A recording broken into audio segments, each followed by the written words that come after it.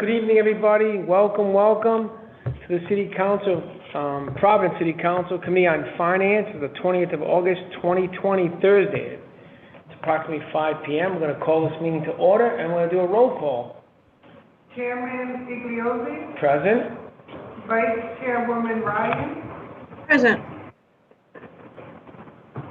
Councilwoman Castillo. Present. Councilwoman Anthony. Councilwoman Anthony absent. Yep. Councilwoman Taylor. Councilman Taylor, sorry.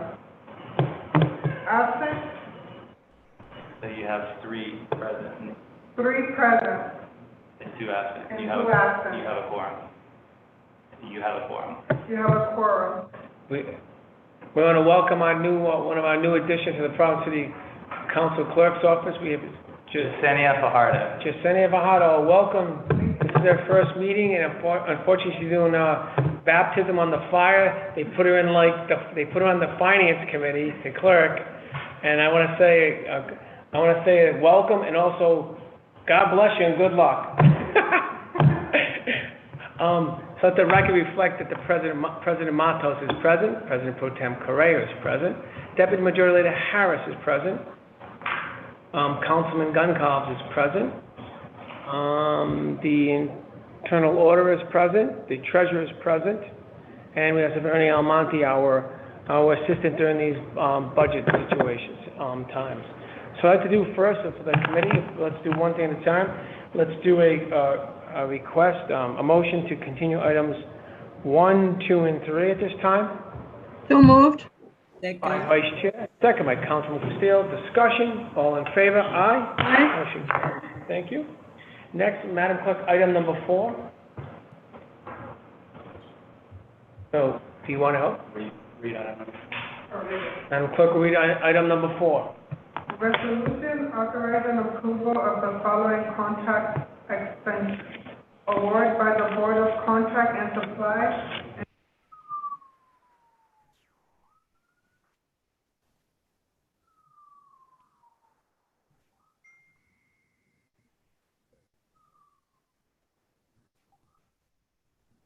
All right, so actually, we don't have the full package here.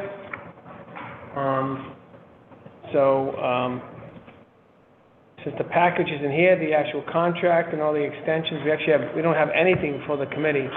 So I'm going to make a motion, request for a motion to continue item number 4. Motion to continue item number 4, Mr. Chair.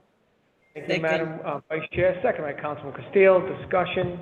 Mr. Clerk, can you make sure the administration, whoever is looking for this contract to be approved, to have all the entire document presented to the clerk's office so we can then bring it up to the next finance committee at the appropriate time?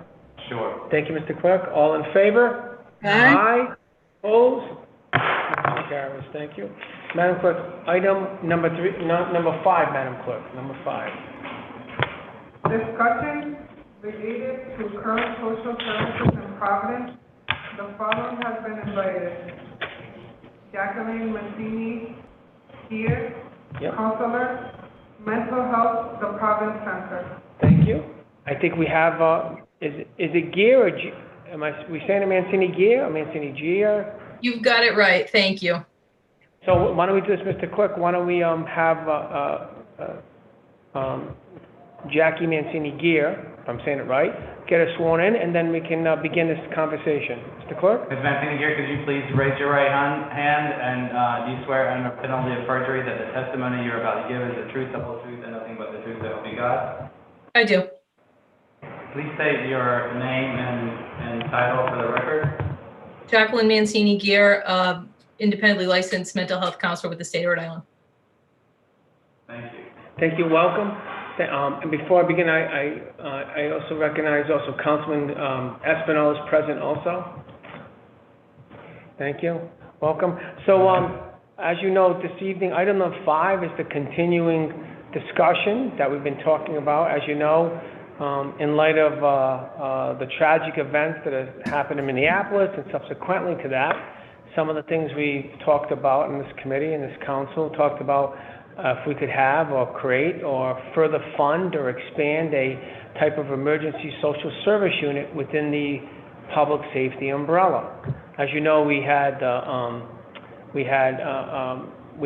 several organizations come in, and recently we just had family services, and we learned at that time, and most council members learned, that actually the city of Providence has been on the cutting edge of actually having an emergency social service unit already embedded in the public safety division.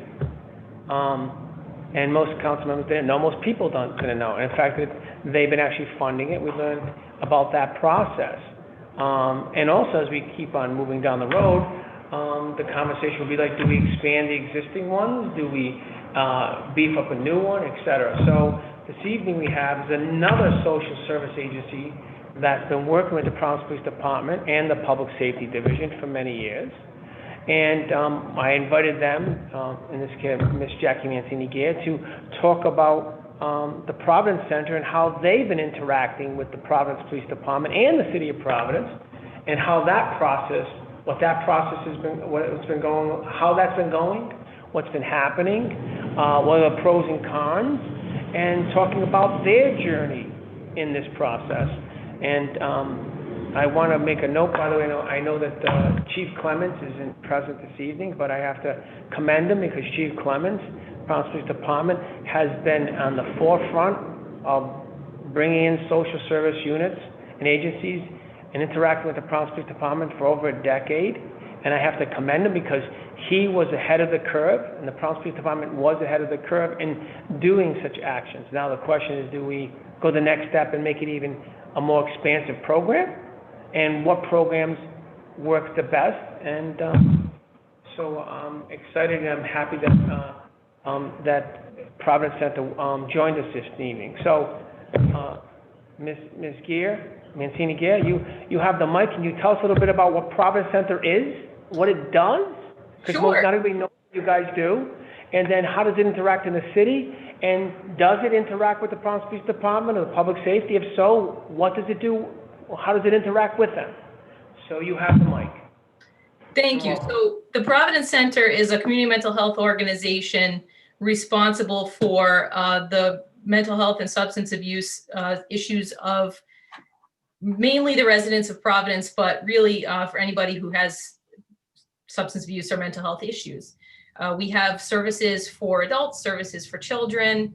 We have sites throughout the state, as far south as Westerly. We provide services down there. I would say the services are consolidated mainly in the city, though. The program that I'm overseeing is emergency services, part of the acute care umbrella. We have several clinicians that respond to crises, some of which actually are embedded with police departments. We started in Providence in 2010. We've had enormous success diverting our folks away from the criminal justice system, away from hospitalization whenever possible, and redirecting them into outpatient treatment or wherever is most appropriate for the needs that they have. We've had so much success in that particular program that we've built out into other communities. It's been a model for growth in the Warwick Police Department, similar program in West Warwick Police Department. And right now we have a clinician that services 6 communities in the Washington County area doing very similar work. So needless to say, it's proven itself to be successful and it has grown since we began 10 years ago. Right now in Providence, we have 2 clinicians that ride with patrol officers, and we have a case manager as well who assists with the most severely and persistently mentally ill, high utilizers of public services. We try to divert those people away from using public services inappropriately, get their needs met through more appropriate channels, improve the quality of their life that way. We also have a group of per diem clinicians that are embedded with patrol on weekends and with holidays on a more limited basis. And that has been going on for about a year and 8 months. So I would say that the success that we have in our diversion program, partnerships with police departments, really is because of it exists within a spectrum of other services. It's really just a specialty of what the Providence Center does overall. We divert folks away from using public health services by sending them back through Providence Center services more broadly, but other community agencies as well. We like to partner with House of Hope, Family Services, the Amos House, and other community mental health agencies if folks would rather go there instead. I think that probably sums it up.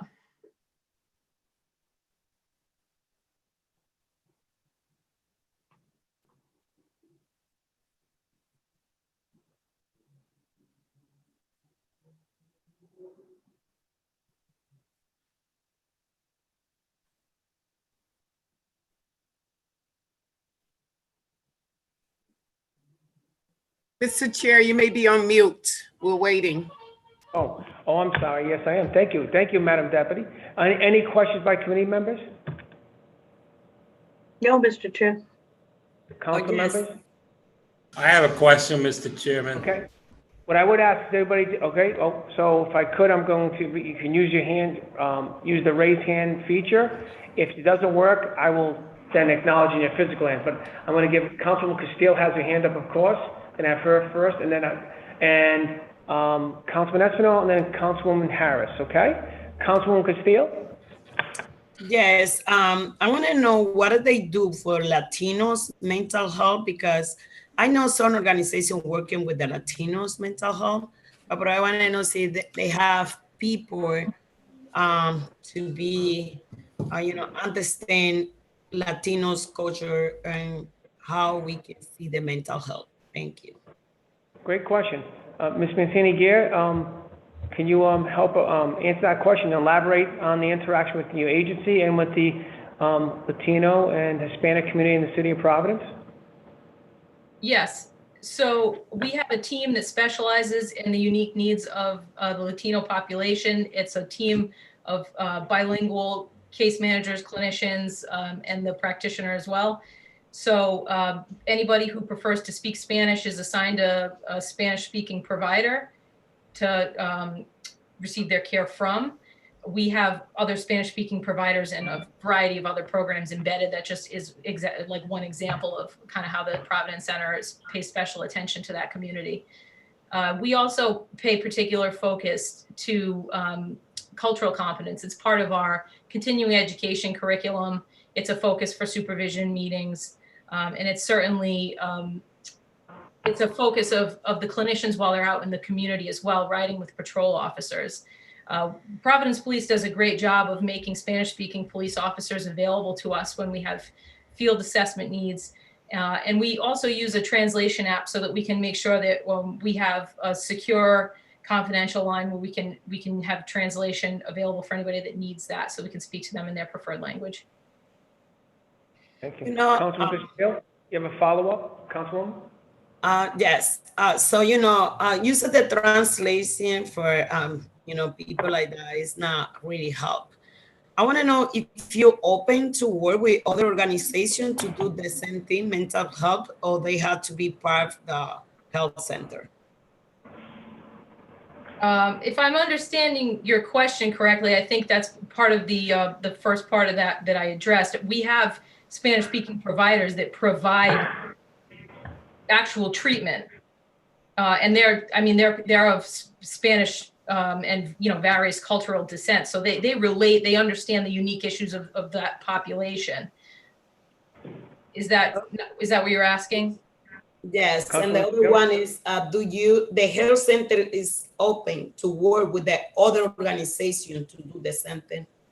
Absolutely, yes. Providence Center is more than happy to partner with anybody who has resources that we do not ourselves have. Thank you. Thank you. Councilman Espinal? Thank you, Mr. Chairman. I, as yourself, am surprised of the services also offered by the Providence Center. We also discovered this in regards to family service. So my question is to the Providence Center rep, how do you interact with family service? You say you have two. Oh, yeah, I'm sorry. Two Now I can do it. You say you have two clinicians that ride along with the police. And my understanding is that family service also had one or two. So how was that relationship, and does that interaction happen? Well, two different agencies and basically offering the same service. So we work very well with family services. We have a great working relationship with them. There are some cases that we've collaborated on in the past, but family services does have a slightly different focus than the Providence Center clinicians do. They tend to respond to domestic violence calls or situations where there have been victims of crime. Not to say that the Providence Center clinicians are not able to do very similar work, trauma work. That was the second part of my question, if the difference in respond to different calls. Yep. So we are credentialed a little bit differently than them. I can't speak to exactly their training and their credentialing, but the focus and the work is more mental health for us. So if there's somebody who's experiencing a mental health emergency, we will go on those calls versus the support to victims would be more family services territory. And what number of calls would you say that you service on an annual basis per year? Well, unfortunately, the data has been very elusive, to say the least. It's hard to get a good grasp of it with all of the HIPAA regulations and everything that's in place without without compromising the privacy of our patients with the police records. But I can tell you that since earlier this year in April, from April to August, we serviced 484 people. That's a pretty significant Yeah. amount. Is your service just centered, or your partnership just with the Providence Police, or does Those that numbers count reflect just interventions with Providence Police. the Providence Police? Yes, Well, thank you so much. Thank you. thank you. Thank you, Councilman. Let the record reflect that Ken Cheverini, the city solicitor, is present also. Deputy Majority Leader Harris, you have the mic. Thank you so much. Mr. Chairman, this is a great opportunity for us to really learn tonight. This is something really dear to my heart. I actually happen to know about when the mental health went into the Providence Police and started working with them shortly after Officer Allen lost his life behind a mentally ill person that were struggling. I want to tell you, I've always thought that was a great, great move. I've watched over the years as I live in a community that's often have a lot of people because of the social services that are, that people utilize in my neighborhood. I get a chance to see the work that these amazing people at the Providence Center does. I can say that I guess I'm gonna, Councilman Espinal had some great questions and some of them he took from me, but that's all right because I wanna go back and talk about one agency. You talked about some sites that you have back, throughout the state. I want to talk about those agencies that are, I'm going to use one particular one, and you may remember this one, the Emmanuel House. It used to be in my neighborhood, Public Street. It had, the Providence Center in there. And when I got in office in 2015, that's exactly what the Providence Police were doing in my neighborhood, which I served the Upper South Providence in Elwood section. That's what the Providence Police were doing. They were picking people up and taking them to the Emmanuel House diversion program. That excited me so much to see that we had that. We no longer have the Emmanuel House, and I think it had something to do with just funding altogether.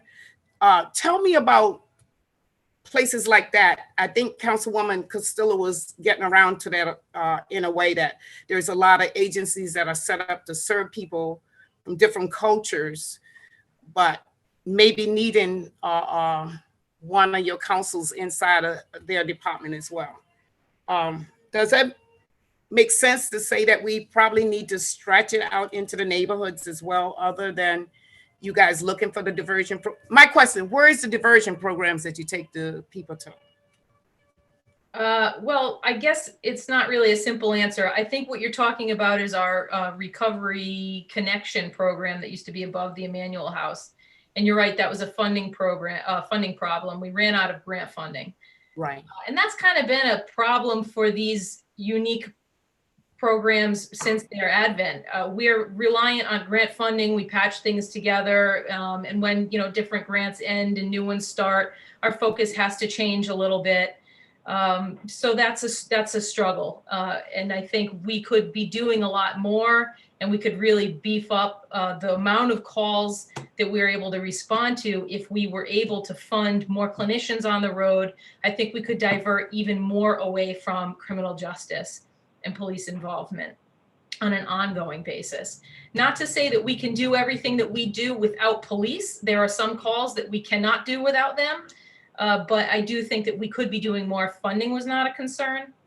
But to answer your question more directly about the diversion programs, there really isn't a place that we can necessarily pick somebody up and drop them off to, certainly not after hours. The Providence Center is happy to receive somebody during the day, during business hours, so that we can connect them to treatment if they're not already connected. In most cases, people are able to kind of walk in same day and see their treatment team if they're having a particular issue that's above and beyond, their normal treatment plan. But in terms of day programs, we're kind of relying on our community partners, and COVID has certainly had an impact on that. Great. Councilman Harris? Thank you so much. Thank you so much, Jackie. I think that was so important. It's so important for us to hear that about the temporary funding. They can build on that, and all of a sudden the funding disappear. We need to try to figure out what is working. And I think that's what you're trying to do, Mr. Chairman. So I really appreciate having this conversation. Jackie, thank you for your honesty and just really highlighting enough for us to try to think about this. Thank you. Thank you.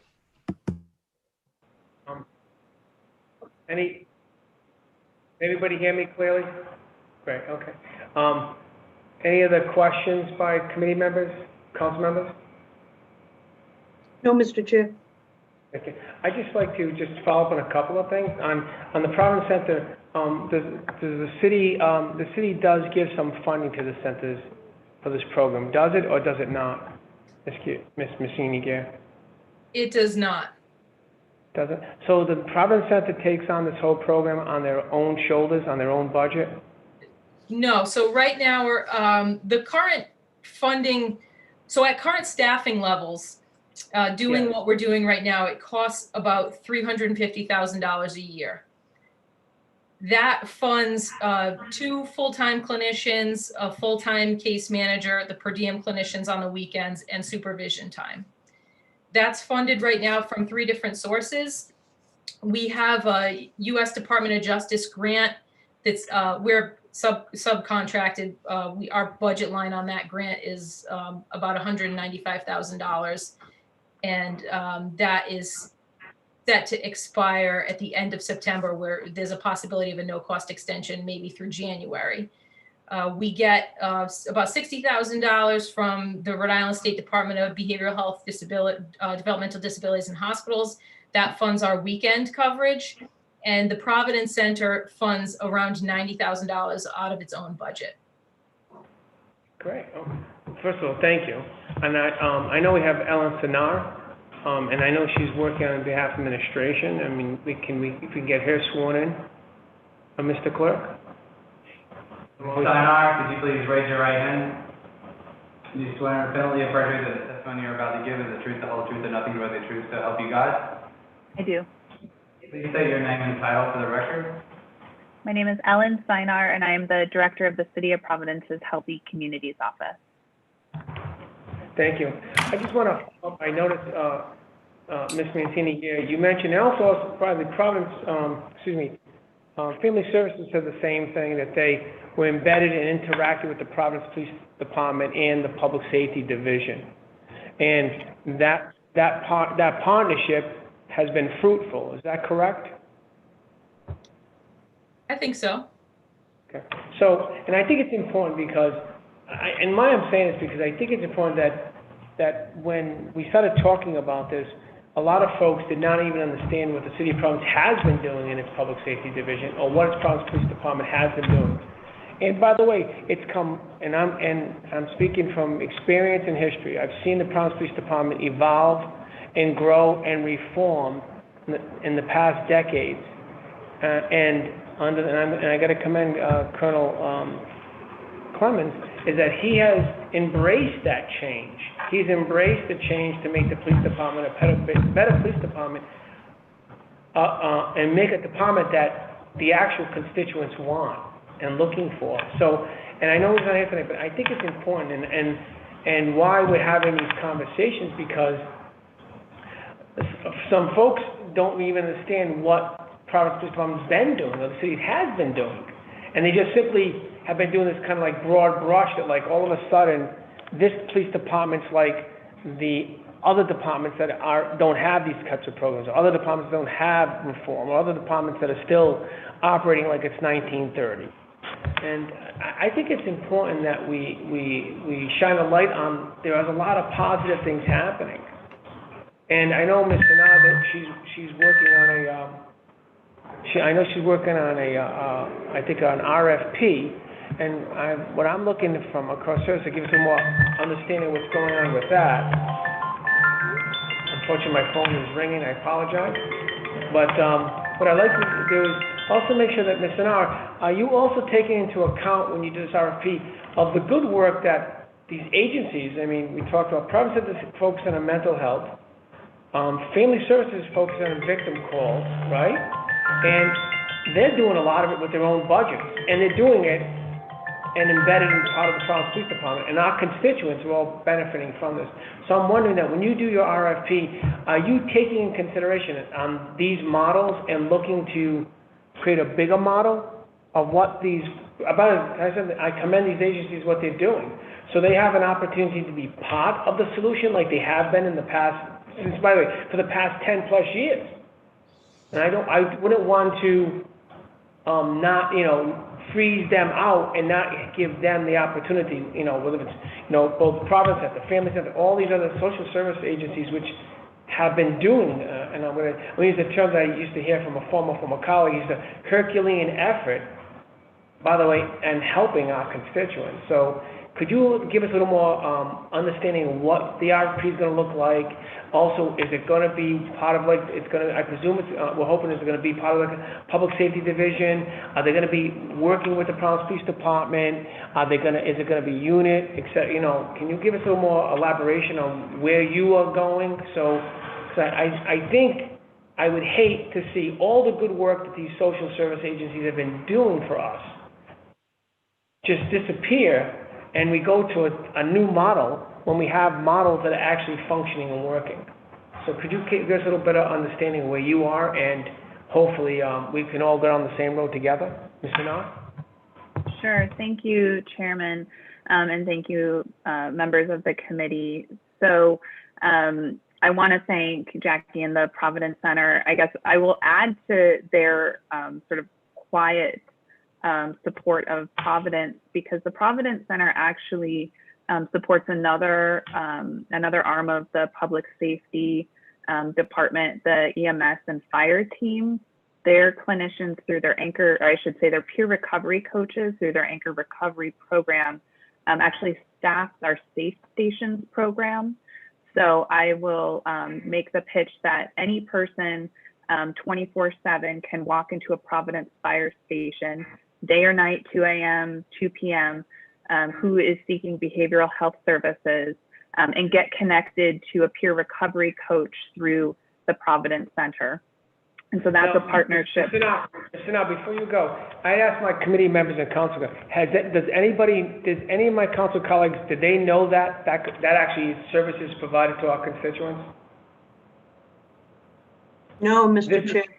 Think about that for a second, right? I mean, think of that valuable service that our constituents have. And by the way, I want to thank you, Mr. Nana, for bringing that to our attention. And that's what these series of committee meetings are about, to shine a light on there's a lot of good stuff happening in Providence, but we don't brag about it enough, or we're not letting enough people know about it. So I just want to thank you for bringing that up. So continue, please. Ms. So Sanal? I think Councilwoman Castillo had a question. Councilman Castillo, do you have a question? Sure. Yes. They have any program for people don't have the resident paperwork? Like, I don't want to call illegal, because for me they are not illegal. They came to this country for better lives. So is any programs in the health center to help these people too?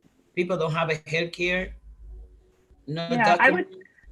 I would say a huge challenge for all health providers, behavioral, physical health, clinicians across the board is insurance access and quality of insurance. So even if you do have insurance, the level of coverage that you might need for the type of behavioral health services that you need, it might really vary across the board. And I'm sure Jackie can speak to that, because I think that's a world that our behavioral health clinicians especially live in, is coverage.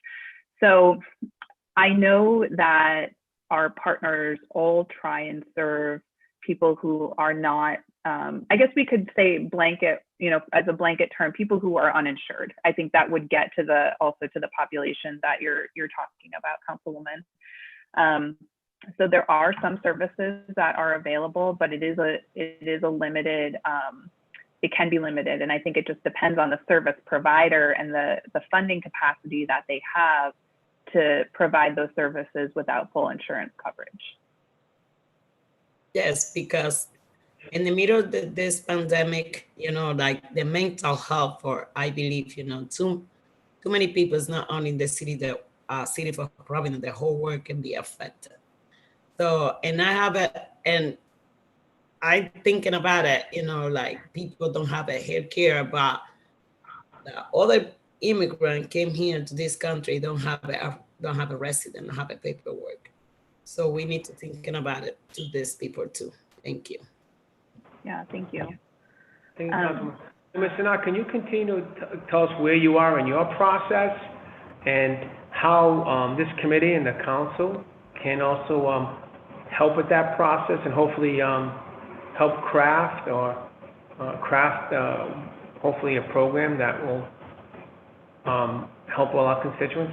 Ms. Sanal? Yeah, absolutely. So, as you've heard from both the Providence Center and Family Service of Rhode Island, they are deeply embedded in our public safety department, doing co-related work with them. Again, independently funding themselves. I know Family Service recently just got some CDBG funding, but for the most part, these organizations are running on their own, funding on their own, fighting for funding on their own, while the city is supportive of it. I think the theme that you've heard are inconsistent funding streams.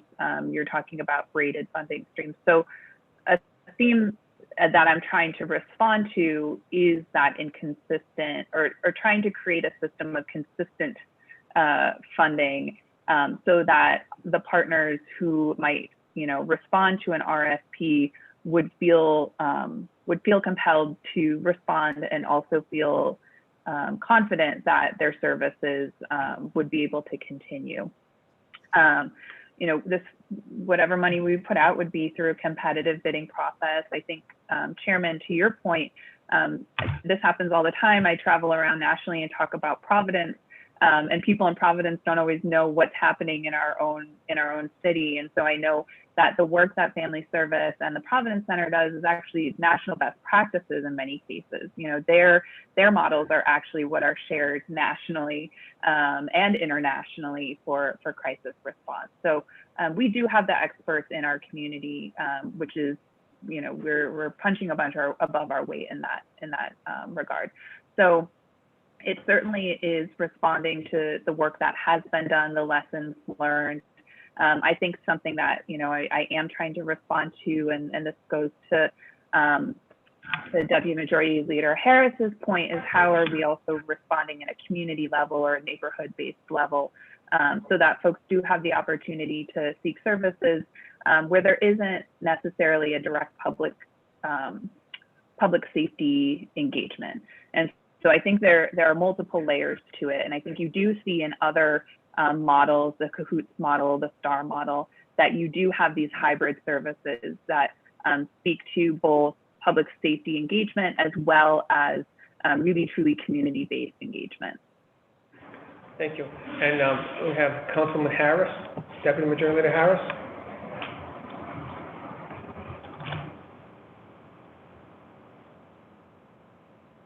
Takes me a while to unmute. Problem. All right. Thank you, Ellen, I definitely raised my hand because I'm very, very much wanting to keep repeating diversion programs. We can have as many people out there in the crisis. We can have Providence Center doing what they do so well. But where do these people go? Where are they? I mean, they can't, Providence people cannot, Providence Center, or the family service cannot stay with them all day. There has to be other levels.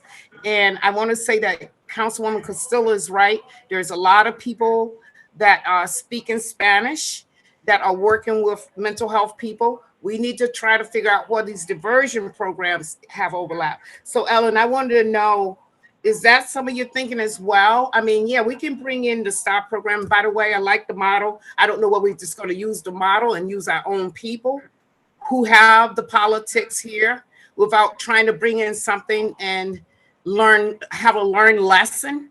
And then there's another pilot program. Okay, so are we considering in this proposal diversion programs? Diversion places or someplace other than the crisis emergency people that get on the scene? Where do we take these people? Yeah, I think I am with you. I'm sorry, just before you say that, there was a place on North Main Street that closed because of funding. And people used to go there and they used to sit there and calm themselves down, doing, whatever, sit in a nice space, coloring. They used to do all kind of things. Mental health provider was there. That's closed. Manual house closed. Where do we take the people? Yeah. So I too miss the recovery navigation program at Emmanuel House, as do I think many clinicians in the community, as do our public safety team. I think that the question around sort of day programming or even night programming and places that people can go and do walk-ins is a conversation that needs to happen in tandem with state departments as well as our providers. There's a much larger conversation about behavioral health funding, how it comes to the city of Providence, how it goes to our partners in a consistent way. And so it is, I think, on my mind of planning, but it takes a tremendous amount of effort to start something like that up. And I think the inconsistency of services, both for residents and for our clinicians and our partners who would start something like that, they really need to feel like there's a long-term plan. So I'm not giving you the answer that I want to give, but I think it's a longer-term process for us to think about day and night walk-in services. But Ellen, even more so, as I was listening to these created models that's around the world, Denver and all those other places, right? I still couldn't understand. Yeah, we have these people that do their job so well and know to go out and, help people in the conditions that they are in. Then that person needs some follow-up support. Providence has not built that yet. I feel like we have people that's already doing this amazing work already, but they don't have the support. They don't have enough support themselves. You know what I mean? Providence Center don't have enough support. It's like we are building these and I'm just a little frustrated because I've been trying these for years and years. I mean, this is not my new rodeo. I've been going through this for years and years, trying to figure out exactly what is it that's missing. And I feel like a lot of times we build layers on top of layers. Again, I want to thank the chairman for having these organizations that we know so well and do so very much good work in our neighborhoods to come to the table to talk about the part they have. What is missing for them? That's what I think Providence should be talking about. I don't know these people. They don't know us. They're coming with a model. And unless we're going to take their model, buy their model, and use it with the folks we already have that knows the politics here. I just can't understand why we would want to build something on top of something else without figuring out what's the missing part. Ellen, that's my frustration. That's all. I'm gonna leave it at that. Thank you, Madam Deputy Majority Leader. Ms. Sinar, when is, you think your RFP will be actually, ready for review and discussion? Yeah, so we're pulling that body of writing together right now. I often talk about how the RFP is actually the most important part of any service that we provide because it does articulate the values and the expectations of the funding. Right now we're hoping for something in September. I know that we are still pending our city budget approval. I'm sure Director Mancini is not, wondering what I'm going to say right now about funding from the city. But it does take a while to put out an RFP. As you all know, there's a long bidding process. We certainly would want to make sure that that potential respondents would have enough time to thoroughly review the funding opportunity, identify any partnerships that might be necessary, ask clarifying questions, things like that. So, could you coordinate with Gina Costa, our internal auditor, so she can kind of start reviewing and finding out what's going on and more specifically, so she can report to everybody? Sure, I'm happy to. Right, and I believe, just for council colleagues and committee members, there's no prohibition for this council to allocate money in this budget cycle to these family services or Providence Center to maintain their program until we get this other program up and running potentially. So that's something we can always look into, just like we have in the past where we've allocated money to our rec centers and community centers. We can do the same thing for these two organizations, for example, and have them expand their programs while we're waiting to see how that plays out. So that's a possibility that we can that's real time and real action that this council can actually do this upcoming budget cycle. So ask the committee members to think about it, council members to think about it, because it's something that we can show that we're actually listening and we're actually taking action in a thoughtful manner with organizations that have been doing this type of work for over a decade for the city of Providence. So we can further discuss that in the Finance Committee meeting as we move along. So that's definitely a possibility.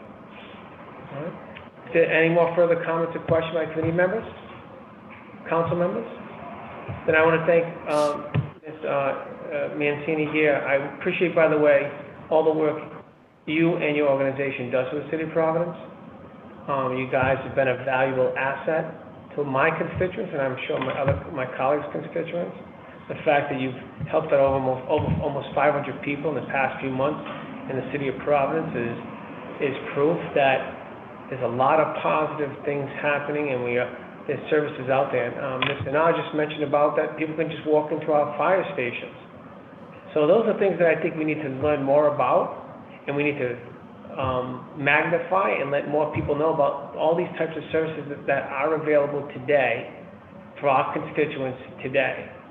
And I want to thank you. Do you have any further comments, Ms. Mancini-Gear? Do you have any further comments? Anything? No, I appreciate the opportunity. I just wanted to point out that the Providence Center, although we would welcome more resources for diversion and places to bring people, without those services in place, without those physical plants already available, we still managed a 78% diversion rate since April, which is unreal. So I think if we can bring in more clinicians to do more of what we do, I think we're going to be better than the COOS model, better than the STAR model. because Providence Police has done an excellent job of opening their culture to us and allowing us to do the work that we do alongside them. Ms. Mancini-Guerra, I'm so happy you said that, because I think we need to hear it, our constituents need to hear it, my council colleagues need to hear that.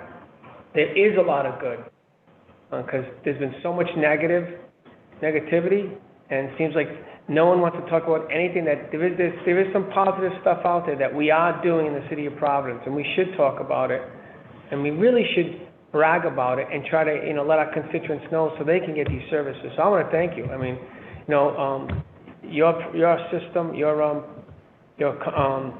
program is just as impressive as Family Services and when they came before the committee. So I want to thank you. I think it's great. And I think my committee members and the councilors, I think we have some things to chew on that we can actually help with today with real money, real time to help these agencies expand the programs.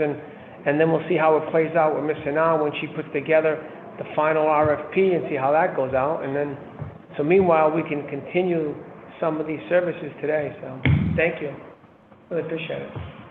With that, any comments, questions? I may ask you to come back again, Ms. Mancini-Guerra. All right? Thank you. Thank you very much. Thank you. Ms. Hanar, do you have a last comment? Yeah, I just wanted to, Sure. I will follow up with Providence Safe Stations information for all of you. It would be fantastic if you could please share that out with your constituents, with your friends, with your neighbors. Again, 24/7, you do not need to be a Providence resident. You can walk into any Providence fire station.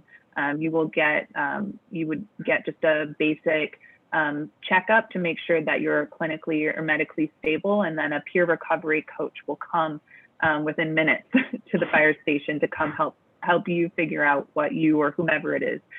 We have a lot of people that bring in family and friends, people from all over the state. So I will send you information, and I do deeply ask you, as we're seeing increased opioid overdoses and substance misuse across, substance misuse challenges across the board, please consider safe stations an option.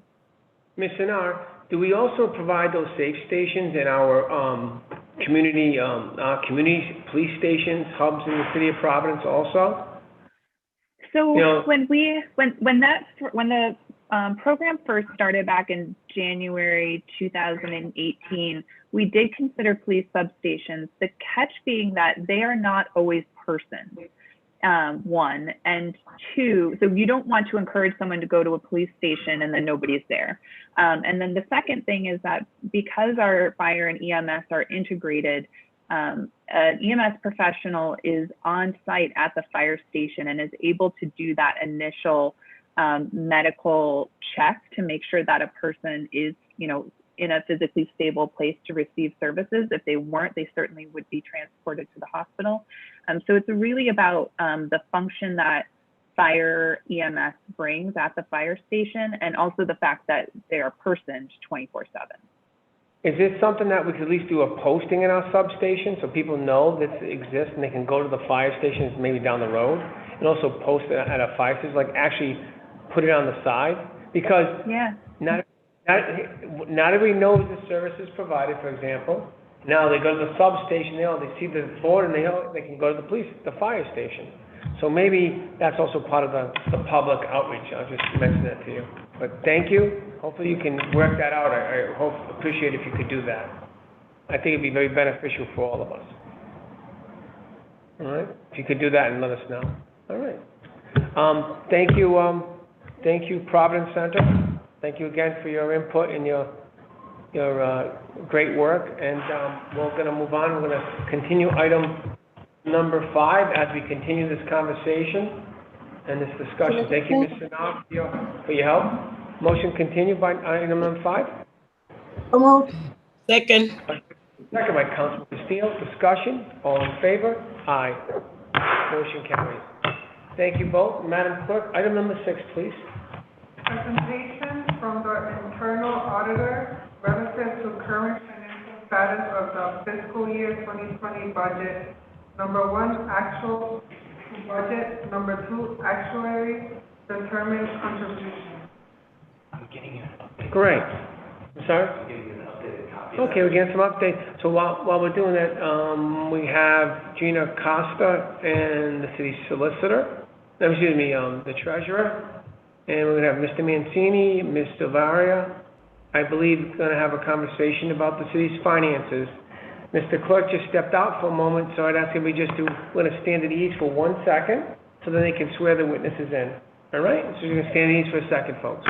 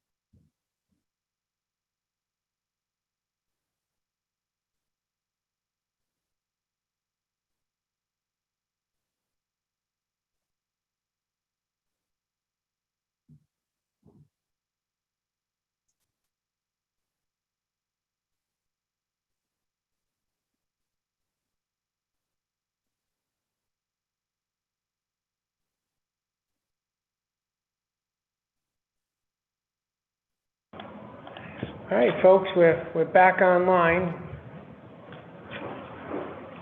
What I'd like to do, Mr. Clerk, we also have Ernie Almonte, our financial advisor, also with us. And what I'd like to do is, if we could just swear Mr. Mancini, Mr. Vara, everybody in, and then we can go on the presentation. Chief Mancini, Director Bavaria, please raise your right hand. Do you swear under penalty of perjury that the testimony you're about to give is the truth, the whole truth, and nothing but the truth to help you God? I do.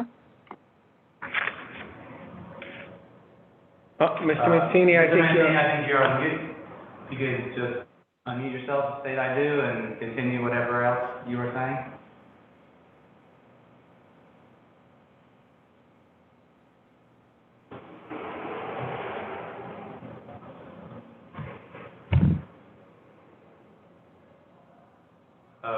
It doesn't appear that He's doing the last one. It doesn't appear that your phone or your computer are hooked up on audio at all, Chief Mancini, because I don't even see an icon for any type of audio audio device, so you might need to connect either with your computer or with your phone. Please connecting. Oh, Hey, I do. okay. Chief Financial Officer. Okay. Let the record reflect that Councilwoman Anthony is present. She's on the committee. Okay. Welcome, welcome. All right. So, before we have Ms. Gina Costa and Jimmy Lombardi and Annie Almonte make their presentation, Mr. Clerk, is the PowerPoint, does everybody have the PowerPoint? Yes, I can share that. Okay, so before we do that, Okay. so we have a multi-page PowerPoint, 1, 2, 3, 4, 5, 6, 7, 8, 9, 10, 11. We're identified as Exhibit A to item number 6 as a PowerPoint presentation by the internal auditor, Ms. Costa, Mr. Almonte, and Mr. Lombardi, our treasurer. Make a motion, make that identified as Exhibit A. So moved.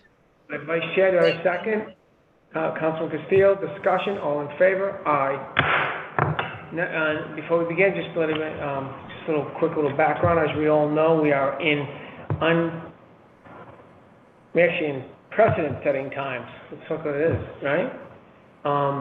City of Providence, as well as the country, the world is facing 3 crises at the same time. We're facing a health crisis, which seems to be something that's going to be a long-term situation that pretty much is going to be the new norm until someone comes up with a cure.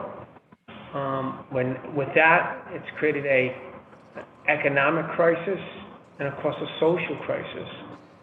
And with all those 3 crises happening at the same time, one of the things that we can't control everything.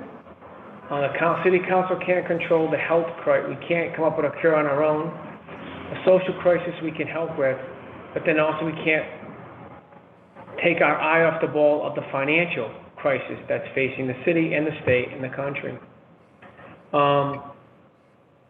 At this time, the city of Providence is, of course, as you know, it's practically shut down. Restaurants, bars, hotels, meal tax, hotel tax, gas tax, car tax, etc. The vitality of the city of Providence, with our culture and our events and our interaction with each other has come to a complete halt. The PPAC, Civic Center, the Convention Center, Trinity, they're all closed. Our restaurants and bars are closed, are pretty much at a nominal capacity. And all that backdrop is creating financial issues, right? And the city of Providence still has bills to pay, still has obligations, and also a responsibility to still provide a safe environment for the people of Providence, as well as our visitors who come to Providence, and to provide city services the best we can with the limited resources we have. As you know, we all passed the levy with no tax increase, but yet we are now operating over on last year's budget, basically a month-to-month type of budget process, because we haven't passed a new budget or spending plan articles yet. The backdrop of that, of course, is the state of Rhode Island itself hasn't passed their own spending plan budget yet. And it looks like they probably won't be doing it potentially, definitely probably after September, and maybe as far as post-November. So everybody is in this kind of holding pattern in which that we're all hoping for the best, but we need to prepare. And the council has an obligation, morally and ethically, to prepare financially prepare the people in Providence financially, and to do what we can to mitigate the financial, issues that are facing the city of Providence. We still face an over $1.3 billion unfunded pension liability. You'll be learning tonight that we haven't made our pension payment from last fiscal year, that we are behind, for a perfect example, which means, by the way, less money in the pension account to be invested and to generate interest to pay our obligations. That's a perfect example. We'll learn also this evening about several from the state and other places which have not even paid their obligation to the city for last year's budget, never mind this year's budget. We're talking about last fiscal year. And there's an outstanding IOUs in the millions of dollars owed to the city of Providence. And then we'll also hopefully learn a little bit about, is the city, holding the line on hiring? Is the city paying its obligations? And so we're going to start delving into that. We probably won't get to it all tonight, but I restarted the conversation because we're going to get deep into it the upcoming weeks, because we need to be prepared. The finance committee needs to be prepared, and we're going to need to be able to then delve into our spending plan and start looking at where we're going to cut it and to modify it to prepare for these very difficult times ahead of us. I know we all hope that money will rain from heaven, but I think we all agree that that's just not going to happen, that we have to do our part to make it the best we can. So tonight we're going to have Gina and Jimmy and Mr. Almonte make their presentation, talk about what they're seeing, and then have Mr. Mancini, Mr. Savaria to talk about present day, what's happening in the city's budget, where they are with the city budget, and where we're going. So I guess before I go with that, I think Councilman Anthony has a question or a comment. Just a question. Thank you, Mr. Chair. I cannot access the document that you just marked that's on the Confluence. When I click the link on the Confluence documents, the link's broken. So I don't have a way to access the copy that you just marked. Thank you. Mr. Clerk, can you? I was able to access it. Did you double click? For mine. Really? No, which is unusual. I usually have no trouble at all. Is it possible that somebody could send me a separate one via email? Sure. Mr. Clerk will do that for you right now. Thank you. I appreciate it. Thank you. Thank you. All right. So we're going to start with, is it going to be Ms. Costa, Mr. Lombardi, Mr. Almonte? Who's going to take the lead and begin this process? Hi, Mr. Chairman, it's Gina. I will start, if that's okay. Okay. Then you have the mic and. Mr. Chairman, my apologies. Is it possible for the finance affiliates to receive a copy of that document as well, so we can follow along? Oh, yes, Mr. Clerk will. Yes, just for quick reference, and just for everyone in the future, if the chairman would indulge me. Of course. We try to post these, if anyone was to go to the open meeting portal,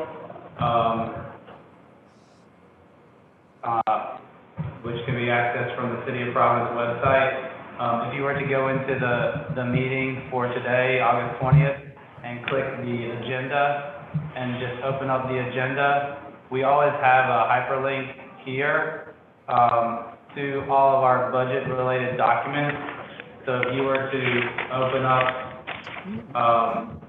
that link, you'll see all of the documents that we've reviewed for the entire budget season. And down at the very bottom, you'll find the document that's about to be reviewed by the internal auditor. Thank you. You're welcome. Okay. But just for quick reference, it's this bit.ly/capital PVD 2021-capital budget. And that will take you right to it. Thank you, Mr. Clark. I'd like to let everybody know, the committee members, council members, and the people participating, that this is just the beginning. So if we don't get to everybody tonight, or we don't get to all your questions tonight, we're going to be continuing this conversation. This is a a continuing conversation from this point, continuing on, I should say. So I also want to be aware, as we move along in this process, that if it gets a little late, I'm going to say, okay, and then we're going to come right back to it. So if anybody feels they didn't have a chance to have all their questions answered, that will happen. I just wanted to mention that. Vice Chair?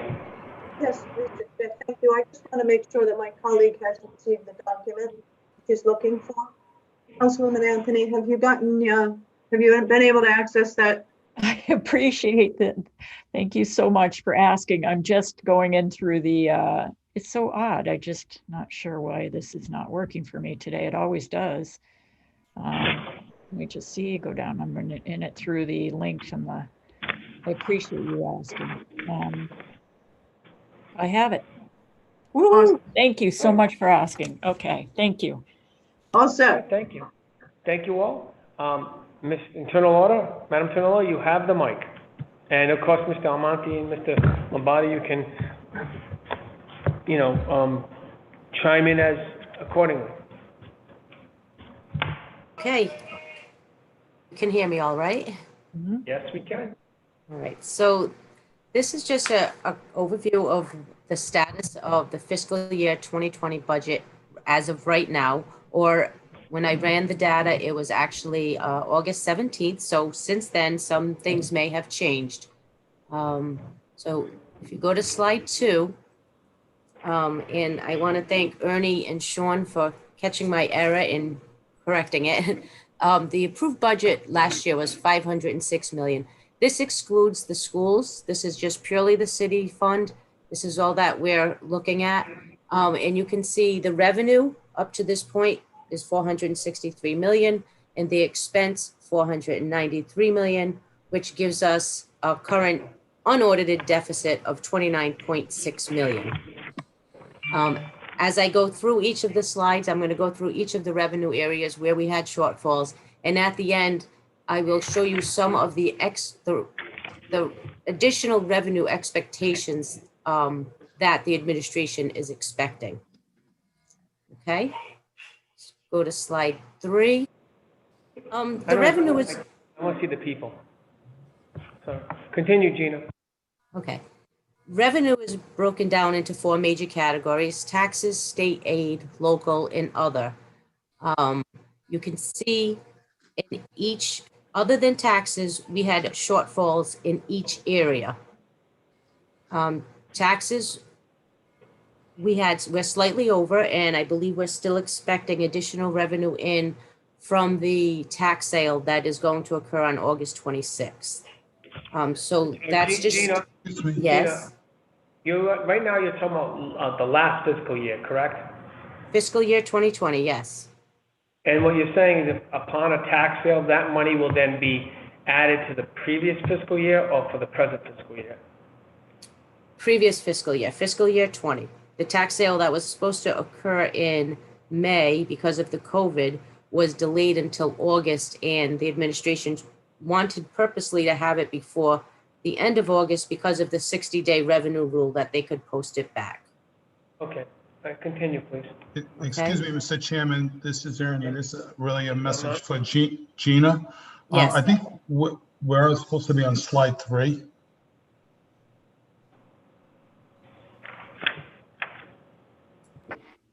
Yes. Because it's still showing the second slide.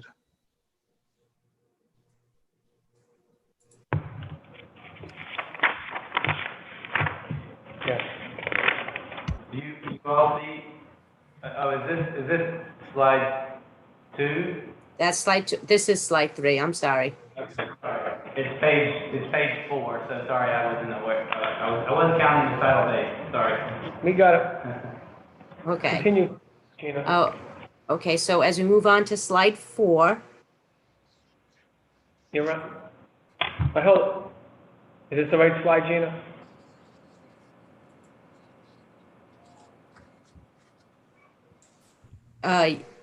Yes.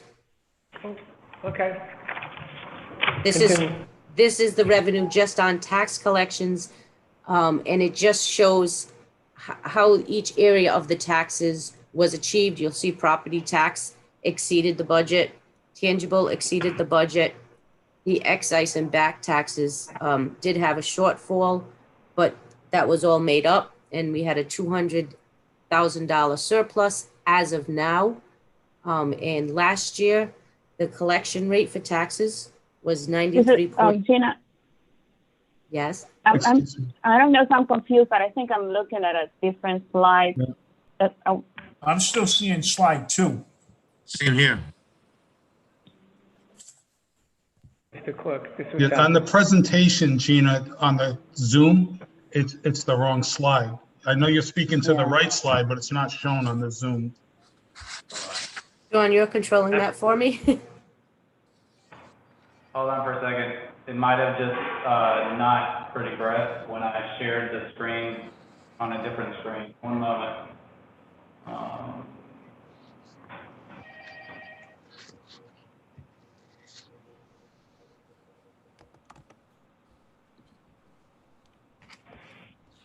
Can you all see the screen now?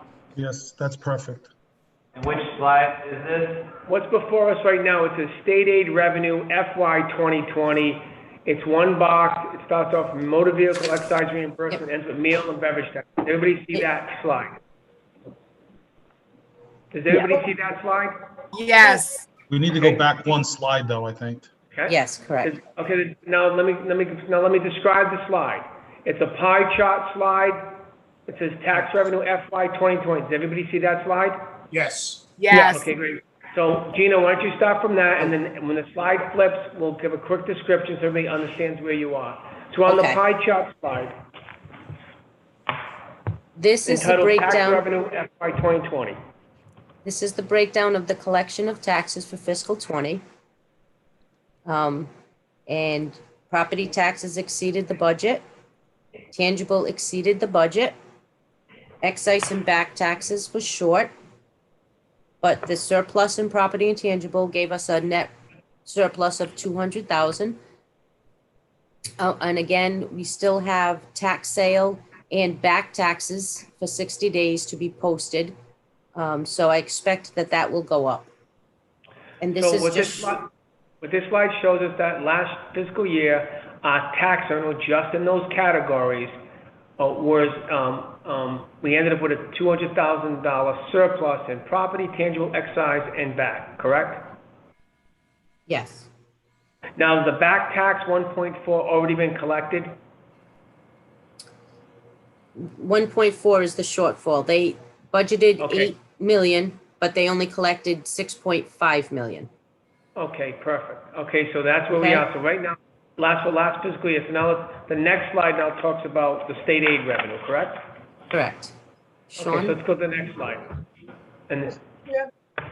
yes, is that Vice Chair? What efforts are being exerted to capture those back taxes? Mr. Chair, may I address that? 1 second. Vice Chair, what was your question? I want to know what the city is doing to try to capture those taxes, that shortfall, the back and excise shortfall. What are we doing? Mr. Mancini, can you give us what are you guys folks doing to capture those shortfalls? So, Mr. Chairman, the internal auditor is giving you actual dollars collected. You must understand that the city's records are maintained on an accrual basis. As you look at the tax collectors report that we get daily, regularly during collection cycle, we are already on track to collect back taxes greater than last year's 60-day period. In fact, the 60-day revenue already this year in back taxes is about 1.4 million greater than last year, and we haven't held a tax sale yet. I am highly confident that we will exceed back taxes by more than 2 million than budgeted, and we're already 1.7 million greater on current taxes, roughly 50 basis points greater than last year with a higher collection rate that was used last year. So with respect to the internal auditor, I'd just like to be able to share that with the council that we have tracked those taxes, and we're highly confident that those taxes are being within budget range, if not better. You'll get that in within the 60-day posting period? That is correct, Madam. Thank you, Chair. Thank you, Mr. Chair. Thank you. Thank you, Madam Auditor. I appreciate you giving me the opportunity. Thank you for that explanation. Let's keep rolling. So now the next slide is state aid revenue FY 2020. Can you describe what the slide shows, Madam Auditor? Yes, this is all of the revenue from the state. You got the motor vehicle reimbursement tax. That was a little under budget. The pilot is the big elephant in the room that we're all waiting to find out how much we're going to be getting. But the city is getting 1/12 of it, and they're getting it paid monthly. But according to their cash flow, they're expecting to get the balance in September. So, Madam Auditor, the city's getting 1/12 of the FY 2021 pilot allocation, or are you telling me they're giving us 1/12 of the 2019-2020 that they still owe us? Explain, Mr. Chairman. Yes, please. sure. According to the decision that was made by the governor's office, working within their state statute authority, they are What are they doing? They are obligated to use the governor's proposed pilot money, which this year is $34,077,915, which is exactly what we put in our proposed budget when we turned that budget in April, and is now under consideration by the council. I know, Mr. Mancini, I know, but let me backtrack. The 1/12 that they're giving. Right? That's not 1/12. That doesn't represent 2019-2020 owed. This has got to do with them paying a 2020-2021. That is correct. You are exactly correct. And I just want to finish up by saying that the 1/12. 1/12, basically, at this point in time is, right now, presently, is the state of Rhode Island behind on the 2019-2020 pilot money?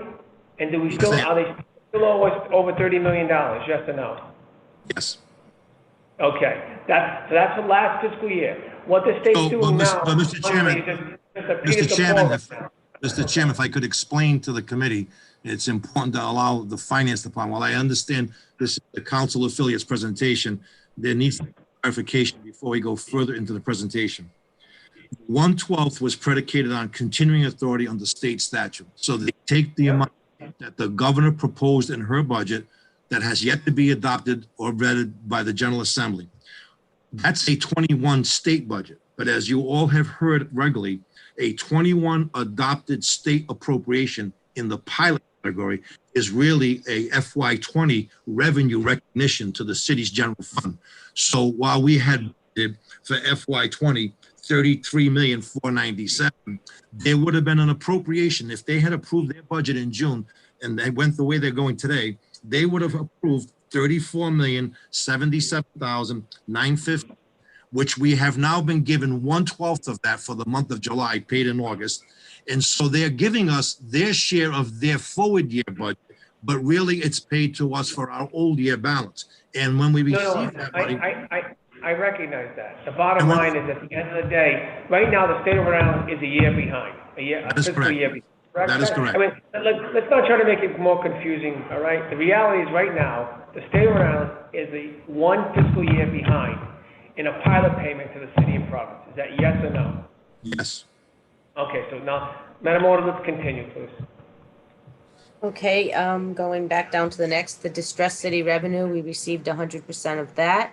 The library aid, which is also the school debt construction, correct, Larry? We received almost 2 million more than that. And the telephone tax, slightly under budget, and then the room tax and the meals and beverage tax. Those are the two, obviously, that have the biggest impact from the COVID. So overall, the state aid is a shortfall of $30.8 million at this point in the budget. For last fiscal year, correct? For fiscal year 2020, correct. Okay, so let's go to the next slide. Let's go to the next slide, is local non-property tax revenue FY 2020. Mr. Clerk, can you go to the next slide? Does everybody see it? Madam Auditor? Yeah. Okay, So this is the non-property tax revenue line, in that category, our licenses and permits. They had a $1.4 million shortfall. I don't know if that was the, inspections and standards. I know we had anticipated more, but I don't think that they quite achieved that. Fines and forfeiture, again, another impact from COVID. Interest income, and then departmental, and I just highlighted 3 of the departments that had over $100,000 in revenue shortfalls. There are others that exceeded it, and it would provide that balance. But again, public safety, that would be the speed cameras, and DPW is the parking tickets. We agree, Mr. Chairman. Well, thank you, Larry. We agree. We have been publishing that information regularly, and the internal auditor has represented it fairly to the content of what we've been saying, that those areas took the most significant hit, mostly in the fourth quarter. Otherwise, I believe they would have finished at a balanced budget. So I'm going to ask this, Mr. Mancini, when I'd like to get what's the update numbers now that we're in the new fiscal year on all those elements. You know, not right now, but once she's done with the presentation, I'd like to know where we are on those categories now, the ones we just mentioned, which is parking tickets, you know, all, et cetera, et cetera. So we'll go to the next slide first. Next one is other revenue, FY 2020. Madam Auditor?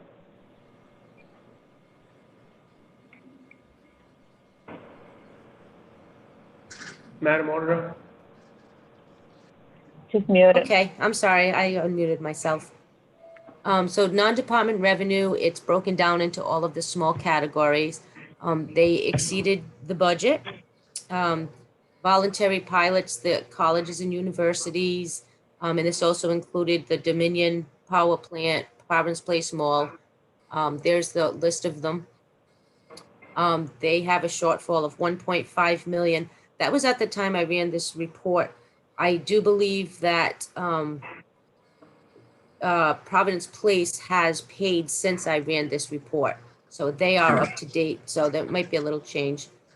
And then the transfers from other funds is showing a shortfall. Madam Auditor, is the payments from colleges and hospitals still, we still waiting for over $1 million from them? I believe there's about a $1.1 million open, and I didn't see any revenue in from hospitals. I think finance would know better than me at that point. Okay. Mr. Mancini, the colleges and hospitals, do they still owe us this 1.1 mil from last fiscal year?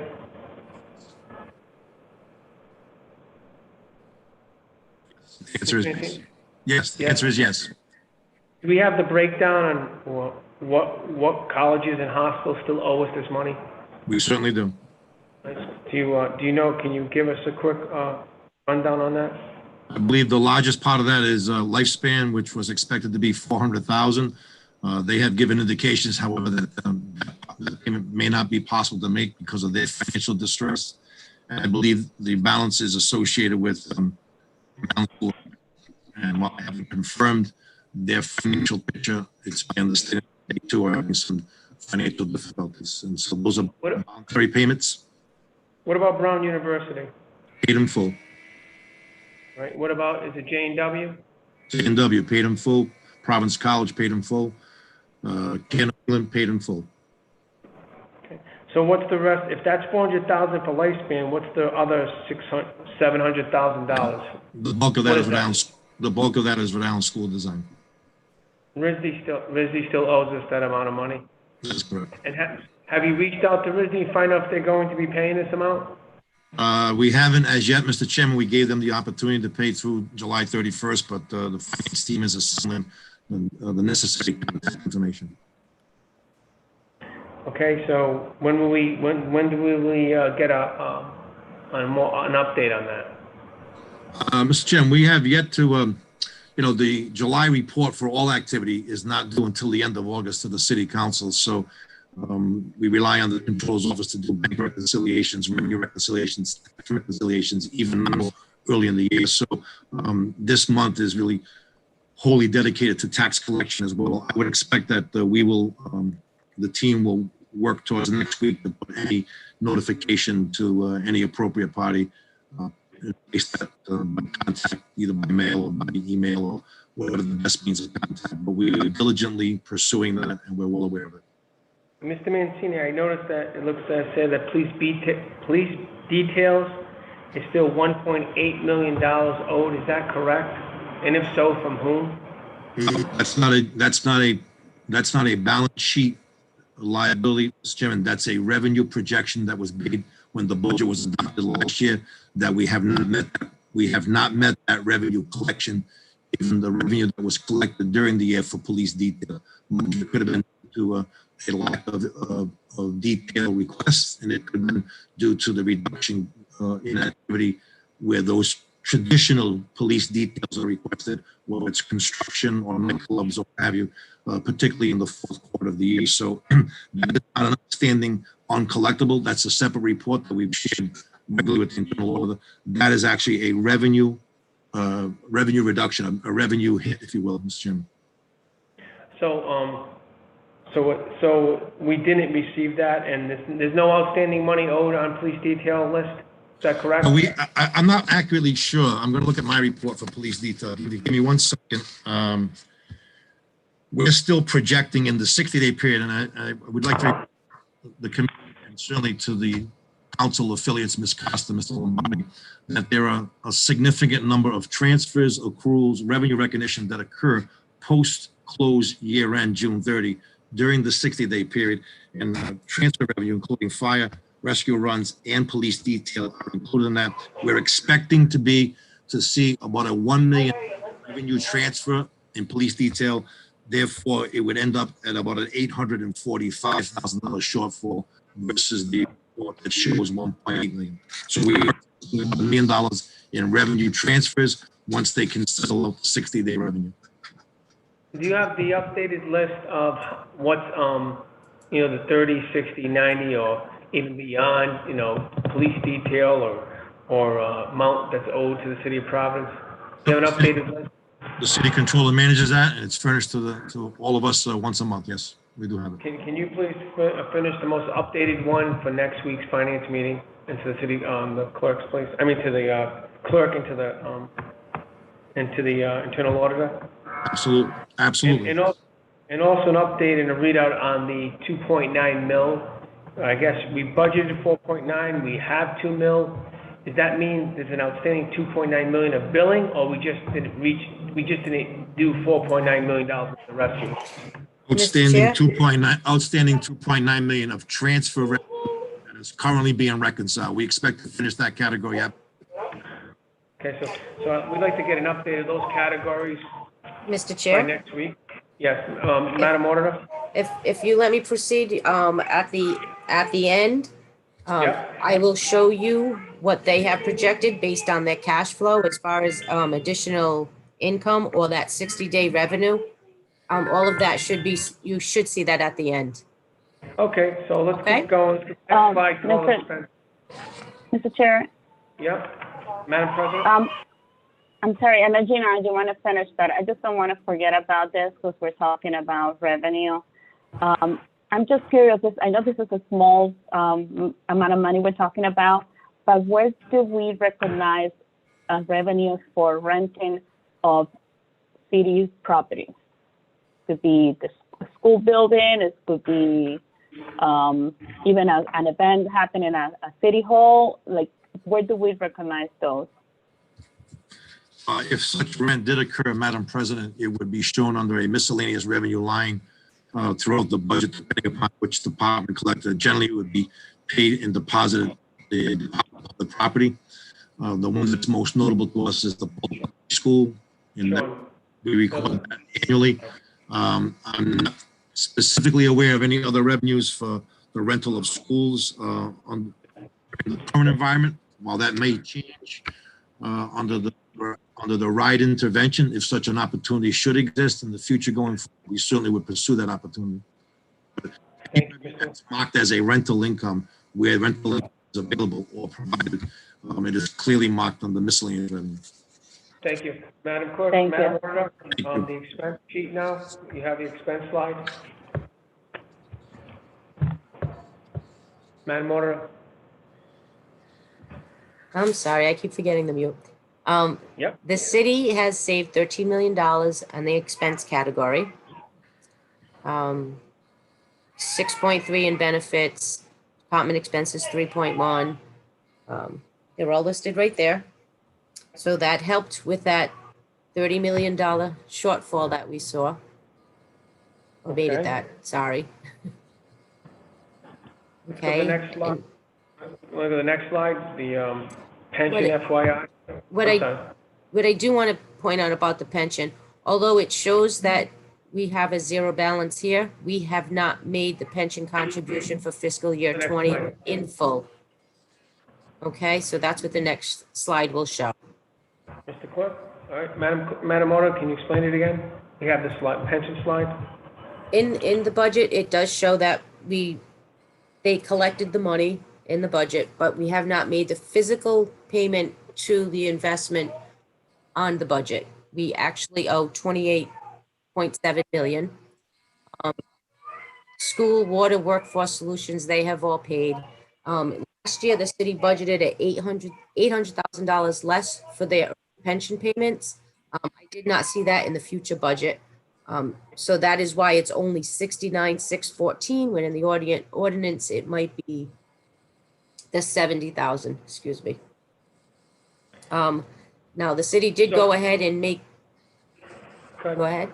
The city did make a $10 million contribution to the fiscal year 21 ADC, while we still have this outstanding to my objection and the treasurer's objection. So, well, Chairman, that if I being may. said, if you let me just finish, Larry, I'd rather just get through this and then, if you don't mind. Go Ms. ahead. Auditor, you have the mic. Mr. Mancini, 1 second, please, sir. Ms. Auditor, Madam Auditor? No, I just want to wrap this up and we can discuss the pension because we are still paying interest on last year's pension day by day. And from my perspective, I would like to have closed out one fiscal year and complete that. At this point, we still don't know. I mean, we are hoping we get the state aid in by September, or if it's not October or November. Every day that interest keeps accruing for last year's ADC. So that was, Madam Auditor, have you been able to contact the actuarial to find out what's the interest and how much is accrued so far on this $30 million lack of payment to the pension account? Mr. Chairman? Mr. Lombardi, Treasurer? So we did not contact the actuary because at least I believe it's a simple calculation. The interest is running at $6,312 a day since, and a little more earlier on, since July 1st. So the actuary calculates it as of a June 30th payoff. Since then, there is approximately $348,928 of interest due on that payment for not making the payment. So that's my calculations. 8% divided by 365 divided by, multiplied by the outstanding amount. And then also we lost the ability to also, in spite of the crises that are happening, the stock market has actually been doing quite well. So we lost the benefit of having that money into the investment fund to at least achieve some of those additional, what do you call it?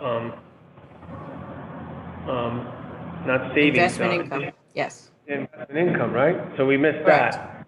Well, we didn't miss it entirely, Mr. Chairman. The money is in the account. Is the 30 million is in the pension account? No, no, sir. I'd be happy to explain when the internal auditor completes her presentation. Okay. There's a lot of information that must be supplied to the committee. The committee is fully informed. So why don't we go to the next slide and then we'll go from there. Madam Auditor, right? We'll go to the next one, the potential inflows due to FY 2020. Mr. Clerk, could you please change to the next slide, please? Yes. Madam Auditor? So this is actually based on the cash flow report that they were just provided. This shows all of the 60-day revenue and money that was still owed as of June 30th. So it's potentially $37 million outstanding. It could be slightly higher. As Larry said earlier, the prior year taxes is higher. So I only used about 200,000 prior year plus 1.4 for the tax sale. And the areas that are highlighted have already been incorporated into my reporting. So that's why they're not added in. So that will, if you want to go to the final slide, please. Yep. Mr. Clerk? That would give us a $7.8 million budget surplus. Within that budget surplus is the rainy day fund or rainy day contribution of 3.784 million. But there are some obligations at the time of the data collection. There was 1.1 million in still outstanding encumbrances. So that's what that 1.1 million is. I deducted the 35% that might go to the speed camera and about 10% of the recorder deeds that will go to revenue. Usually there are some legal accruals. I don't know what that is. So at this point, we could potentially have a $6.1 million surplus if we get the funds. That is where I see us today. Mr. Treasurer, and then Mr. Almonte. Sure. What do you want me to address, Mr. Chairman? Do you have anything to comment or to embellish or to state? Sure. Well, I was asked, I don't know how many areas you want to go into, but I was asked to present different issues that have been presented to me since, over the last month or so, that probably would concern the council. Is that something you want me to address now, or do you want to wait? Why don't we go from here? Because this is a continuing conversation. The conversation's not ending tonight. It's going to continue. So why don't you go? Mr. Chairman. Madam President? Clarification. Is Jimmy's going to be addressing things that were in the presentation? Can we go back and show the slide so we can keep track of what he's making reference to? We'll do that. Yes, of course, Madam Yeah, President. Thank you.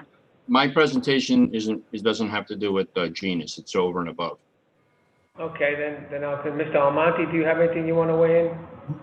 Mr. Chairman, no additional comments. I participated and reviewed the documents before tonight, so I agree with what Gina, the city auditor, presented. Okay, Vice Chair? Mr. Clerk, Vice Chair is muted. I'm unmuted now, sorry. I believe Mr. Mancini had a question relative to Ms. Costa's presentation. If we're finished with the presentation and Mr. Lombardi is taking us on a new discussion, I think it would behoove us to listen to Mr. Mancini's comment, but that's your call, sir. I appreciate it. What I want to do is, because there's only so much time, I want to at least give the treasurer an opportunity to talk about some of his issues. Then we can go and then do Q&A on the presentation and then Mr.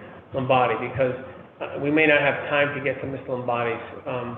Mr. Chairman, if I may respectfully, to the leader's point, I do have information that would, if you allow me 10 minutes, that's right on point with the internal audit, and I would not want to miss the opportunity while that information that we just shared is clear or fresh in everyone's mind. I can assure you that it is not disingenuous. I want to share with the committee the trail of how we receive our money from the state and how we pay our pension payments annually, traditional practices. If you would give me that opportunity, I'd be happy to address them. Yeah, everybody will have an opportunity. Duly noted. Mr. Lombardi, do you want to quickly make your presentation, and then we'll go and we'll stop on the slide, go back? Mr. Lombardi? So, let me follow up on the payment. Over the last week or two, the finance teams, and I believe our chief of staff, or probably both chiefs of staff, have been discussing the payment on the pension plan. I thought that we should at least make a $10 million payment. I think we can make probably a bigger payment, but it was agreed that a $10 million payment would be made. There was a discussion where the auditor, our fiscal advisor, Ernie, myself, disagreed with the application of the payment. They want to pay the current year payment before they pay the prior year payment. They were arguing that that there were savings involved in that, which I still don't understand. I don't know how that's possible, but anyway, by not paying last year's, in my opinion, we're accruing interest. If we don't pay the interest, I don't think we pay 100% of the ARC. And that's what I was mentioning earlier with the payments. I did want to address some things that council people brought up. I don't see Councilman Narducci on here, but I thought that he was going to come on this issue and ask me to bring it up. I know that much of the purchasing in the city is on hold. And I can tell you that I received phone calls. This is probably the biggest number of calls I've received since I've probably been the senior advisor. And it has to do with holding up projects. So I think their POs are being held up in regards to project, probably heavier on the council side and less so on the mayor's side. But they're doing that for I assume, cash flow purposes. The problem is that projects are not getting done. So basic projects are not getting done. So I would argue that our financials probably aren't reflecting what we would normally be doing. Now, again, I agree that we probably should put the brakes on some projects, but not the sidewalks, streets, things that have already been budgeted for that council people are expecting, where we only have a short season to do these things. I've talked to the administration about it, but I think that the council needs to be aware of that. I think the auditor brought up the Rhode Island General Law 3413, in which we're supposed to be putting 10% of the cost of the deeds aside.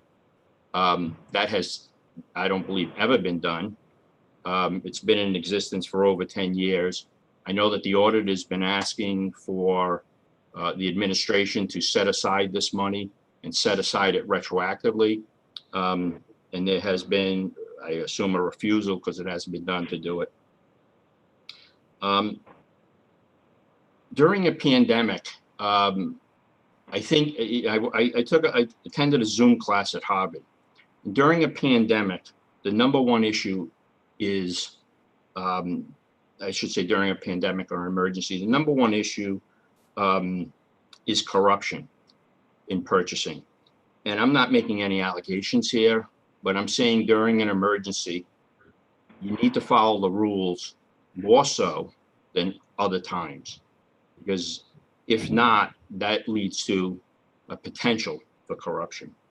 And I have to tell you that I have very little confidence in the procurement process in the city. Emergency bids are going out that are not going through purchasing. Bids are trying to be continued without legal authority. So they're just trying to continue bids, contracts without the illegal authority to do so. I think a lot of things are being done sloppily, if that's a way of saying it. We're holding up payments because the purchase orders are not being filled out properly. And when it's basic information that is required. I don't even know how it gets to my office. But it's getting to my office now. We have to ask the questions that should have been asked prior to us receiving it.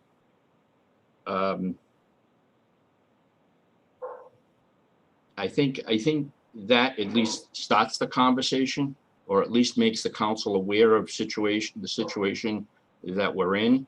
And I think that, hopefully by discussing it, it gets corrected. But that's where I am anyway. Thank you, Mr. Lombardi. You're welcome. So now we'll go, Mr. Mancini, did you want to talk about, you said you have a rebuttal or clarification on the PowerPoint? Mr. Clerk, Mr. Mancini is muted. Can you please unmute it? I appreciate you giving me that courtesy and that consideration this evening. So let's talk about the pension payment. There has not been a time in 30 years where the city of Providence has been able to complete its entire pension payment before June 30.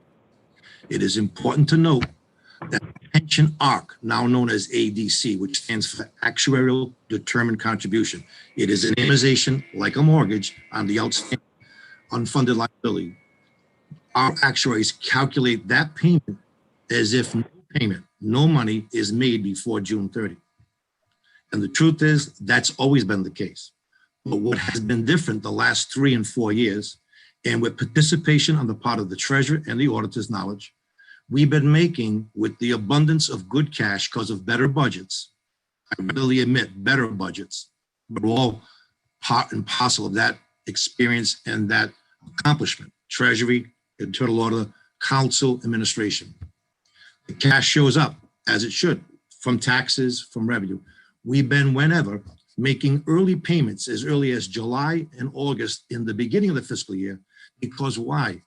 It does save 8%, which is the assumed rate of return. We had this discussion ways back when we were talking about the line of credit. I don't want to conflate that, but it is a true savings. We wrote to the outside actuary. She gave a response last Friday morning. I shared with the internal auditor and the treasurer. If you only had 10 million to spend, which is a deposit into the retirement assets, and it is still a retirement deposit, it still reduces the unfunded liability by 10 million. There was a choice. Put it on the 20 liability, which is 30 million, or put it towards the 21. Why 21? We've been doing that the last 3 or 4 years. The savings per Ms. Riley. Quote, using the 8% assumed rate of return, a $10 million payment on August 14, 2020 that is applied to the fiscal year 21 will generate $698,000 in immediate savings for the city during the FY21 year for the pension payment. A $10 million payment on August 14th that is applied to FY20, the old year, will be discounted to $9,906,000 to reflect that will have an interest charge of $94,000. So while the treasurer has cited that every day that goes by on 30 million costs us $6,000 a day, we don't dispute that. That's the math. But guess what? Last year when there was a budget impasse, and even the year prior, when we didn't receive the pilot money until July 10th, 15th, 20th, there was additional interest post June 30. It just seems more exaggerated because we're already into August, but we knew that. So on August 7th, I did a mandatory essential cash flow. This is different than the regular monthly cash flow that we put in every month. What this was meant to do is say, how much money do we have? The treasurer mentioned he would like to have put more money in. So wouldn't I? We didn't have that extra money. Here's why. I did an essential analysis. I started out with 86 million in cash that day, and I had a payroll to cover the next day on August 7th rather. We have paid the school their appropriation all through last year. While June did not get paid in June, we paid June in July, and we paid July just in the first week in August. We had payroll to meet, and then I projected payroll through the pay period of October 16th. Why am I doing that? Because just in case the General Assembly does not meet in September, which is possible, we now believe they won't meet in August. July's already over. When this was first thought of, we thought they would probably have something in place by August. And the pilot would be discussed, and ideally and hopefully it would be approved as expected so that we could fully extinguish an approximate $30 million in remaining FY20 ADC contribution against the $33.5 or $34 million pilot payment. Every year that we've been doing this, as soon as the pilot money arrives in the morning, we extinguish the pension payment in the afternoon. And I'm not being metaphoric. That's exactly what we've done. So mandatory analysis, how much cash do I think will be left over if I paid every bill in the city mandatorily essential, minimum only, with minimum cash only? And that cash is only from taxes. I did not count on departmental revenue because of the uncertainty of department revenue. I did not count on state revenue other than the 1/12 slice of the pilot now and the motor vehicle. And when I did all that, payroll, medical, pension, school appropriation, 1.5 million about per month in spending on operational spending, including utilities, gas, et cetera, motor fuel. What was left over on October 16th before the height of the second quarter collection? Remember, no second quarter collection is included here. And I only based it on 30% of the first quarter collection, which normally can go as high as 33%. 30% of that levy is only 100 million. As of last Friday, we have already collected 97 million in current taxes, 97 million. So our projection on August 7th wasn't too far off on only 30% of the first quarter. We usually get 33%. We're going to see what happens of August. That said, hold on. Wait, Mr. Hold on. Two things, first of all. But the 97 million, we can pretty much, we could predict that because that's based on escrow, right? No, we know. No. How much is 97 million is escrow? How much of the 97 million is escrow? About 1/3, maybe 40% is escrow. The rest is taxpayer compliance. You're telling me 60% of that 97 million is taxpayer compliance. Okay. So that's the second thing is, I recognize what you did in the past. My question, did the actuarial also do this? For the city of Providence not having that $30 million in that pension account for these past months, how much interest revenue did we lose in the stock market? That's my question to you, because the stock market for the past few months has been doing really well, and everybody's 401ks, everything's like 10, 12, 13, 14%. So my question to you is that how much have we lost by not having that money that the state owes us? Because we lost money, we lost interest, right? We definitely lost interest that we're never getting back. That's a fact, right? Mr. Chairman, we had a question a while ago, and I don't want to conflate the two. So if you give me 1 minute, I'll answer that question for you. Where I was going, minimum mandatory essential revenue, essential spending projection was that after all these points of revenue of taxes and all the necessary expenditures, and bring October 16th payroll, second quarter taxes yet, we would have available 15.9 million in cash to do something different. And that's why we settled on 10 million. If I had 45 million in excess cash, we would have put 20 million, maybe 10 and 10. To your point about did we lose interest in the market? The market has been volatile since March 13th. We all know that. What we're saying is you can't make an investment unless you had the funds to put in. We didn't have 30 million to put into the trust fund in order for that to be invested in any market on any day. We needed that. I agree. I agree with the pilot. So the 10 million that we did have that was really not put in 2 weeks ago, that 10 million is in the fund. It is in the fund. The treasurer is talking about what year we counted towards. We decided the budget is still under the finance department's direction. We decided it was in the best interest of the city to deposit it in the forward year. And the actuary has said there's no prohibition against that as long as you reasonably expect to complete the prior year. And there's no accounting violation because we will have it completed, I'm sure, before the audit is complete. Listen, if the state doesn't give us the 30 million, doesn't give us the 30 million. Let's do that hypothetical. They don't give us the 30 million. Listen, we're out of luck. We don't have it. We can't give it to your state. Give it to your city. What does that mean? Does that mean it just goes to our unfunded liability bottom line? What does that mean to the actual pension system? That depends. If the state doesn't give us the 30 million or 34 million pilot, and I'm certainly going to give us something, but assuming that they would. Let's say they don't. They don't give it to us. They don't give it to us. Let's say they don't, okay? Well, in good conscience, if the state decides to not fund the pilot at all. Yeah. Then No. State says, listen, Mr. Mancini, Mayor Loza, we're broke. We can't give you the 30 million we owe you from last fiscal year. Let's stop. Let's pretend that's a fact. Now stop. No. Now I need you to answer this question. That's a fact. The state says, we're not giving it to you, period. My question to you is, what does that mean to the pension system and the impact of the city finances? Let's start off with that. Answer that question. It means the fiscal year 20 expected payment of contribution will be unpaid by 30 million, 29 million. And does that have an impact on the unfunded pension liability? Well, every year that you make 100% contribution, you completed your obligation under the amortization schedule. It would then require a recalibration of the forward payment, or it would require some smoothing, if you will. We did that once in the last decade or so, but that was caused by another economic crisis. Okay, so it would have an impact on it, okay. It would, if we don't have the money to put in, it would definitely have an impact, no doubt. Okay, and then of In the course, current year. and of course, the upcoming fiscal year, you have the potential of that interest that was never paid, right? That interest keeps on accruing, correct? Well, the interest is going to accrue, Mr. Chairman, every day after June 30th, no matter what. We can't control that. And we didn't have 30 million on July 1 to put into, or June 30. And we would be waiting for that payment to arrive. Is interest accruing though on the 30 million? Will the interest ever accrue on the 30 million though? Yes, it will, every day. Okay, all right. So I think the internal auditor had a follow-up question. Internal auditor, what did you want to say? Hi, so when the school makes their pension contribution, why aren't we putting that directly in the fund? We do. We do.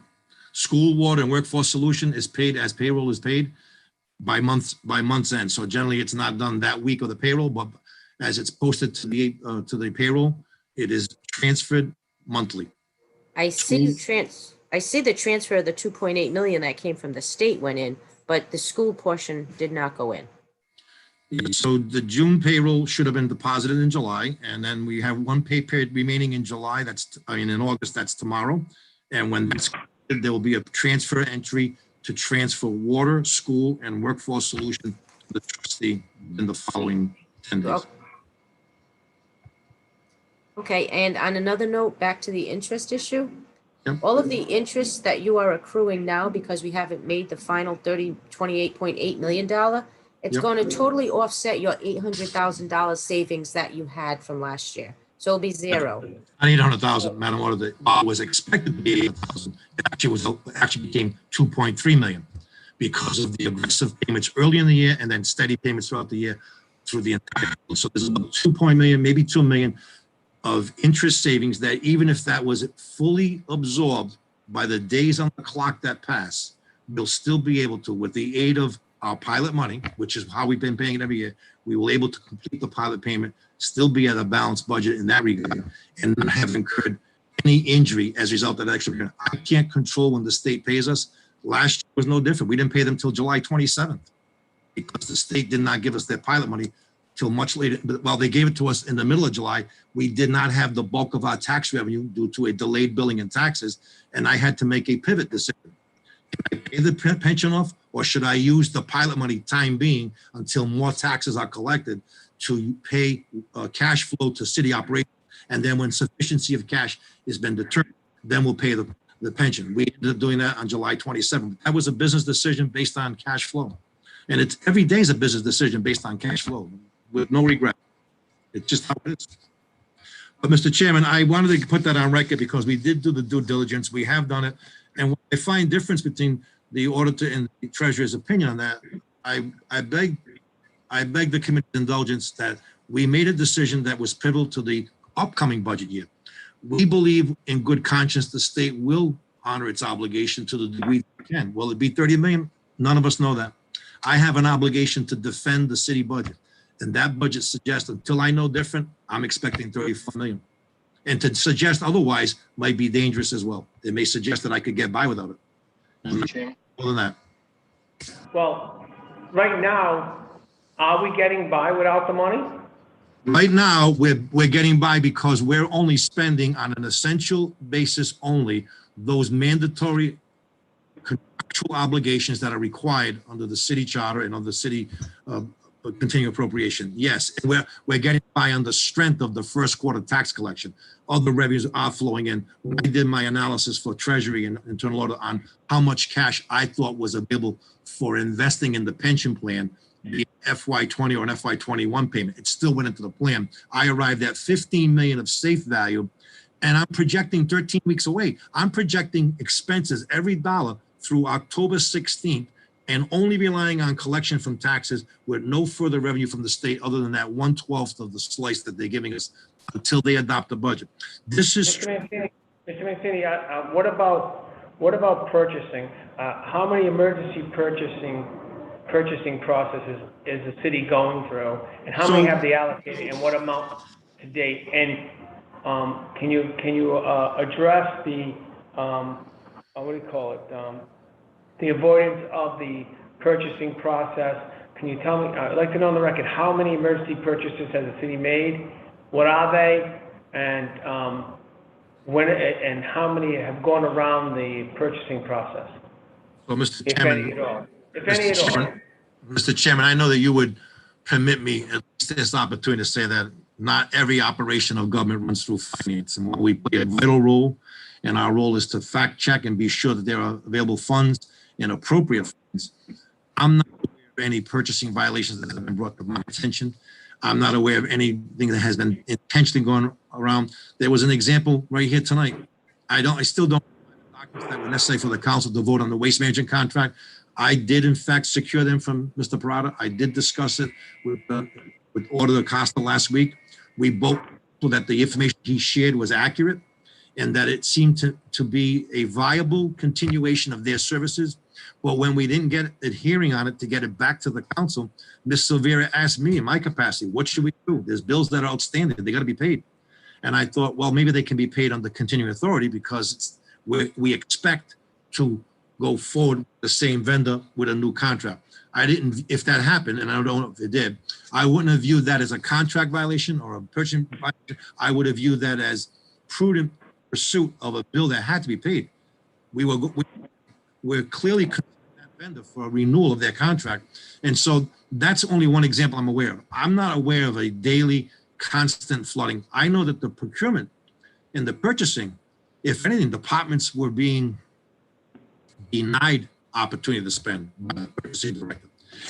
They would call and intervene and ask finance, is there any way that you can contact them because it is an essential for our seasonal operations, whether it's parks, public works, recreation. And we'd say, what's the need for it? It's a mandatory item that had to be paid while it was young into the fiscal year, and there was a great deal of uncertainty still about state appropriations, city budget not yet approved, taxes still going out, bills just still arriving, revenue starting to come in. A lot of putting the brakes on purchasing. But I'd be happy on behalf of the administration to speak to the operations as well as the director of purchasing to determine what instances occur. And if Treasurer, if you have information that you can share with me specifically, I would welcome you to share that with me, because I will take one exception, Mr. Chairman. While the Treasurer may have attended a class on Harvard that might have studied that in the period of high emergency or pandemic, fraud or corruption could run rampant. I can't dispute that. And I believe that fraud and corruption could run rampant at any time, but that would also suggest that our purchasing controls, our financial controls, and they have not been abandoned. I may say, just on a side note, prior to COVID and the pandemic, this committee has exposed numerous violations of the state purchasing laws by this administration on dozens of times, as you know, when you have administrators and directors out there negotiating contracts, doing sole source bidding and violation of law. So that type of behavior has been going on pre-COVID anyway under this administration. So let's call it like it is. I mean, and I got to give the due diligence of the internal auditor and the treasurer and the finance team helping to expose those types of violations. And how many times, even on the record, you even hear when we had your director, one of the directors who's no longer here, was exposed to exactly doing that. And so we know that happens. We know it has happened often. And so I know a pandemic that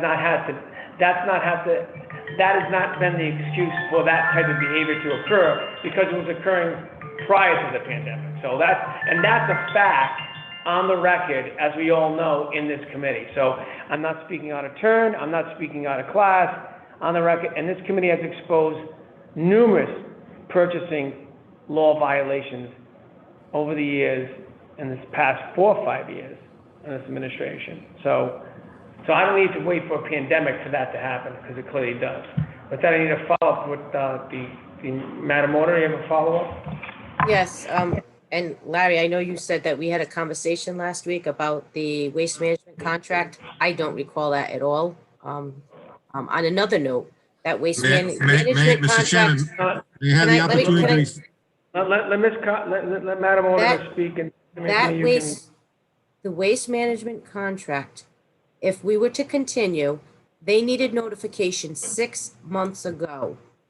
How does it come to committee in July when the council goes on recess? That's ridiculous. That is, you're pushing the council against a wall. You don't give them the opportunity to do the due diligence. That is totally unrealistic, and it's a lack of planning, and it's not the council's fault. So the bills are not being paid because your administration did not properly do their due diligence. Mr. Chairman, if I may, I owe myself this opportunity. Ms. Costa and I spoke the day after the last meeting that the Finance Committee had Mr. Parati there. You asked for a red line and a full copy. The very next day, I spoke to the internal auditor. Mr. Parati had provided me with the contract. The auditor asked me, will you be preparing a fiscal note? I said, well, to be very frank with you, the contract document, as I see it, has been isolated by category and has been priced for each of the 3 years and each of the 2 year, 3 option years. And your words, Ms. Auditor, were, no problem, I'll review it myself. And I believe that was we ended that. So there was information that was shared by Mr. Parada. I offered our services to review it with you. You indicated that because we had not, finance had not prepared a fiscal note, that you would do it on your own. As to why it arrived to the council late, Mr. Chairman, with all due respect, again, it's contractual activities are not under the realm of finance. Our role is to vet them when they arrive to us as well. I apologize if it has caused the council any consternation because it came later than anticipated. I will give Mr. Barton and he can answer that question for himself. May I say, Mr. Messina, it's not so much that I think is that, I think what the auditor was trying to express was that the city had an obligation if they want to extend the contract to notify 6 months and of course then get it to the city council. The real question is whoever's in charge of this, and I would also look to the city solicitor's office, that they should know their own contract since it is one of the biggest contracts, right? Was it $7 million? Is that right? I mean, it's a major contract. 6.6 million, yes. Okay, so I mean, it's a major contract, so it behooves whoever is managing that contract to do their part, to get it on time. And I think what the auditor is expressing is that these massive decisions, these types of contracts, are dropped on the body in an untimely manner, and then the narrative comes out that it's the council dragging its heels and not doing its job.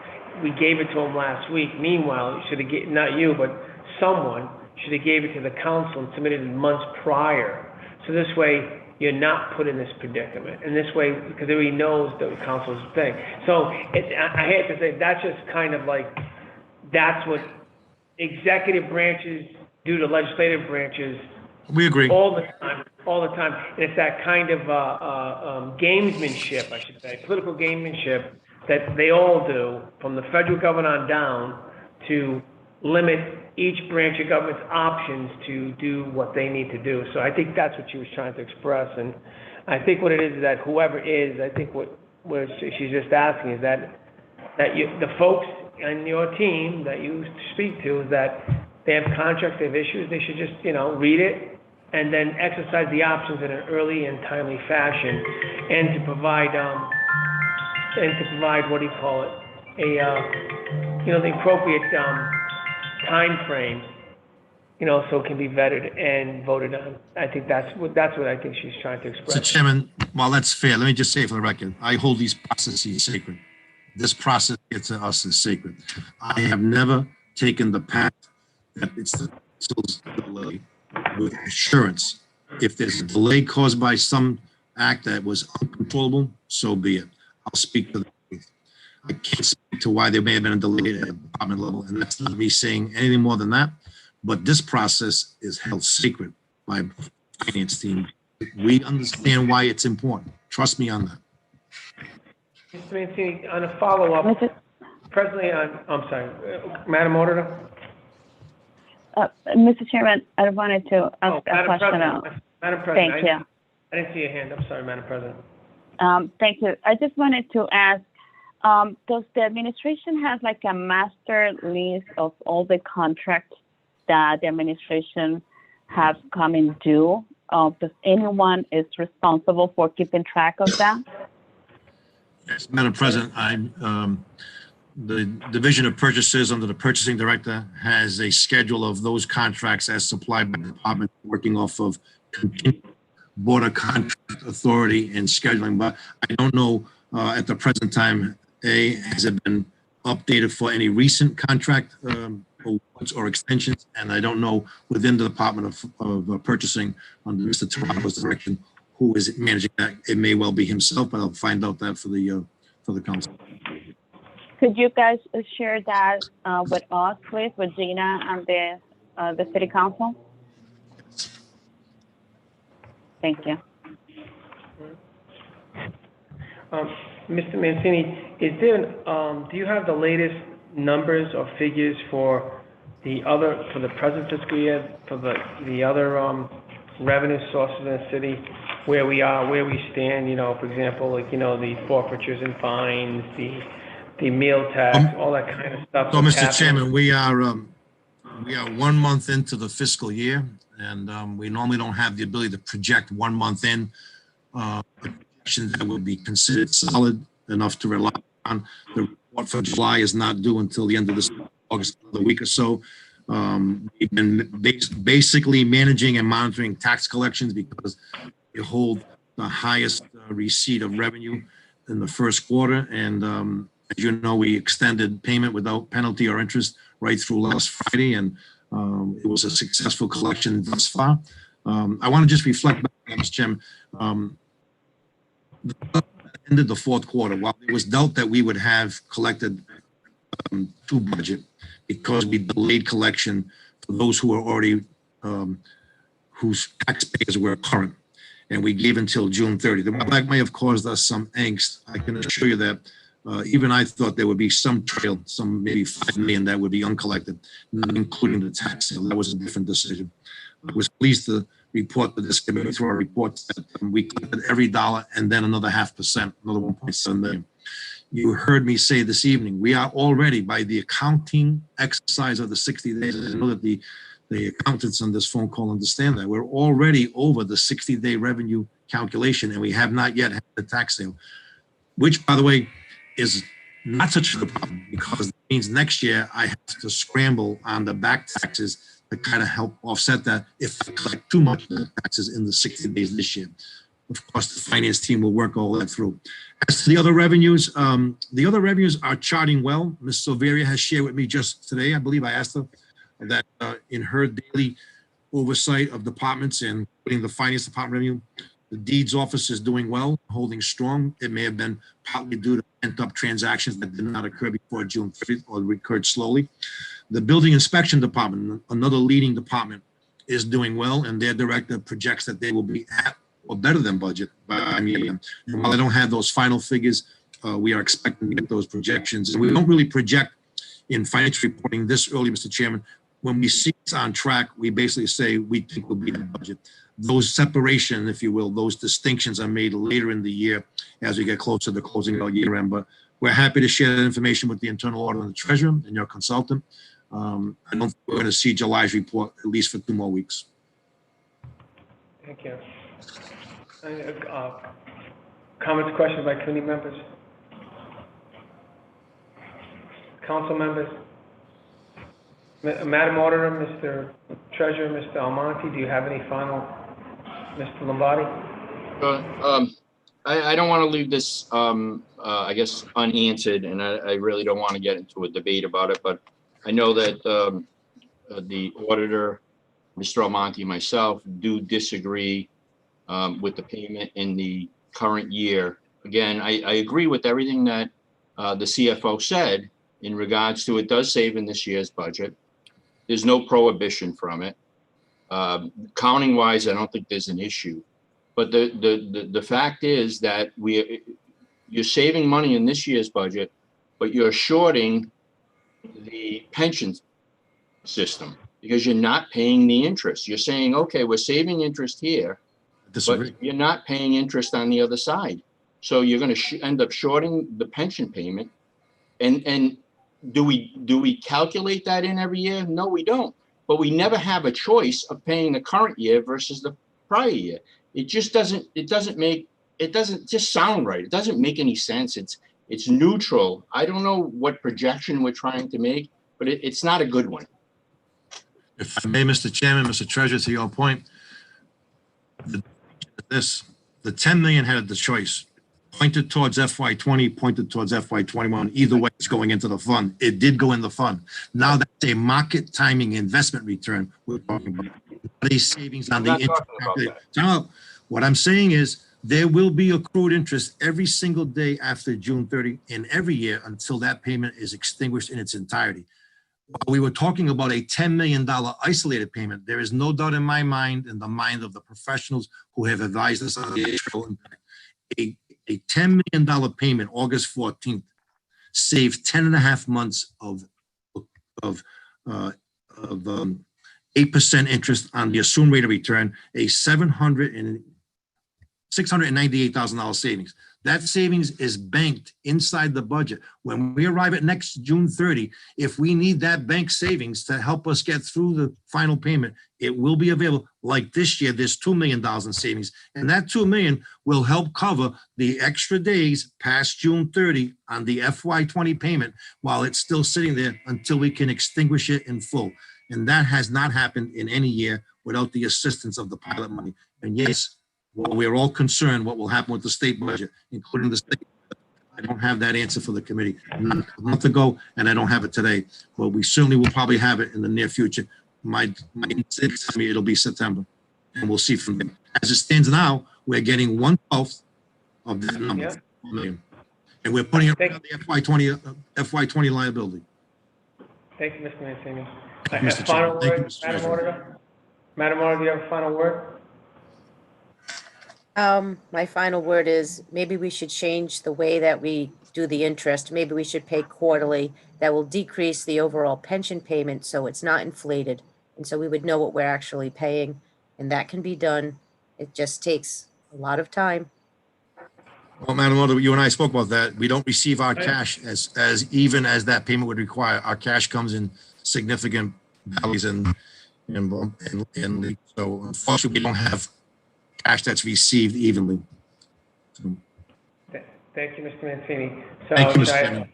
Mr. Almonte, do you have any final statements? No additional comments. All the points have already been raised, Mr. Chairman. Mr. Lombardi? Oh, All right. Madam Auditor? All right. Committee members? No, Council Mr. members? Chair, No thank you. questions, thank you. Thank you all. It's getting late in the evening. I know this journey is a continuing journey. It's kind of like it's going to be like what is it called? The Lord of the Rings movie. So it has multiple endings, and we're all excited to figure out how this movie's going to end. And hopefully it ends positive in the near future for all of us, and especially our constituents. So I want to thank everybody for participating. I know sometimes it gets a little hot underneath the collar, but I think we're all just trying to do our best, both the legislative and executive branch. And I think everybody's just trying to navigate these very difficult waters. And I want to thank everybody for their time and their patience. And I want to thank our new city clerk here. And she came in with flying colors. And Mr. Clerk for doing an excellent job as usual.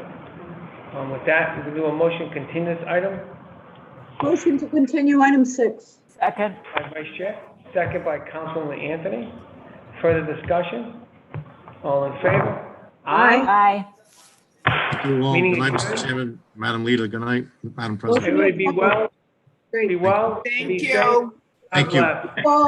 Thank you all.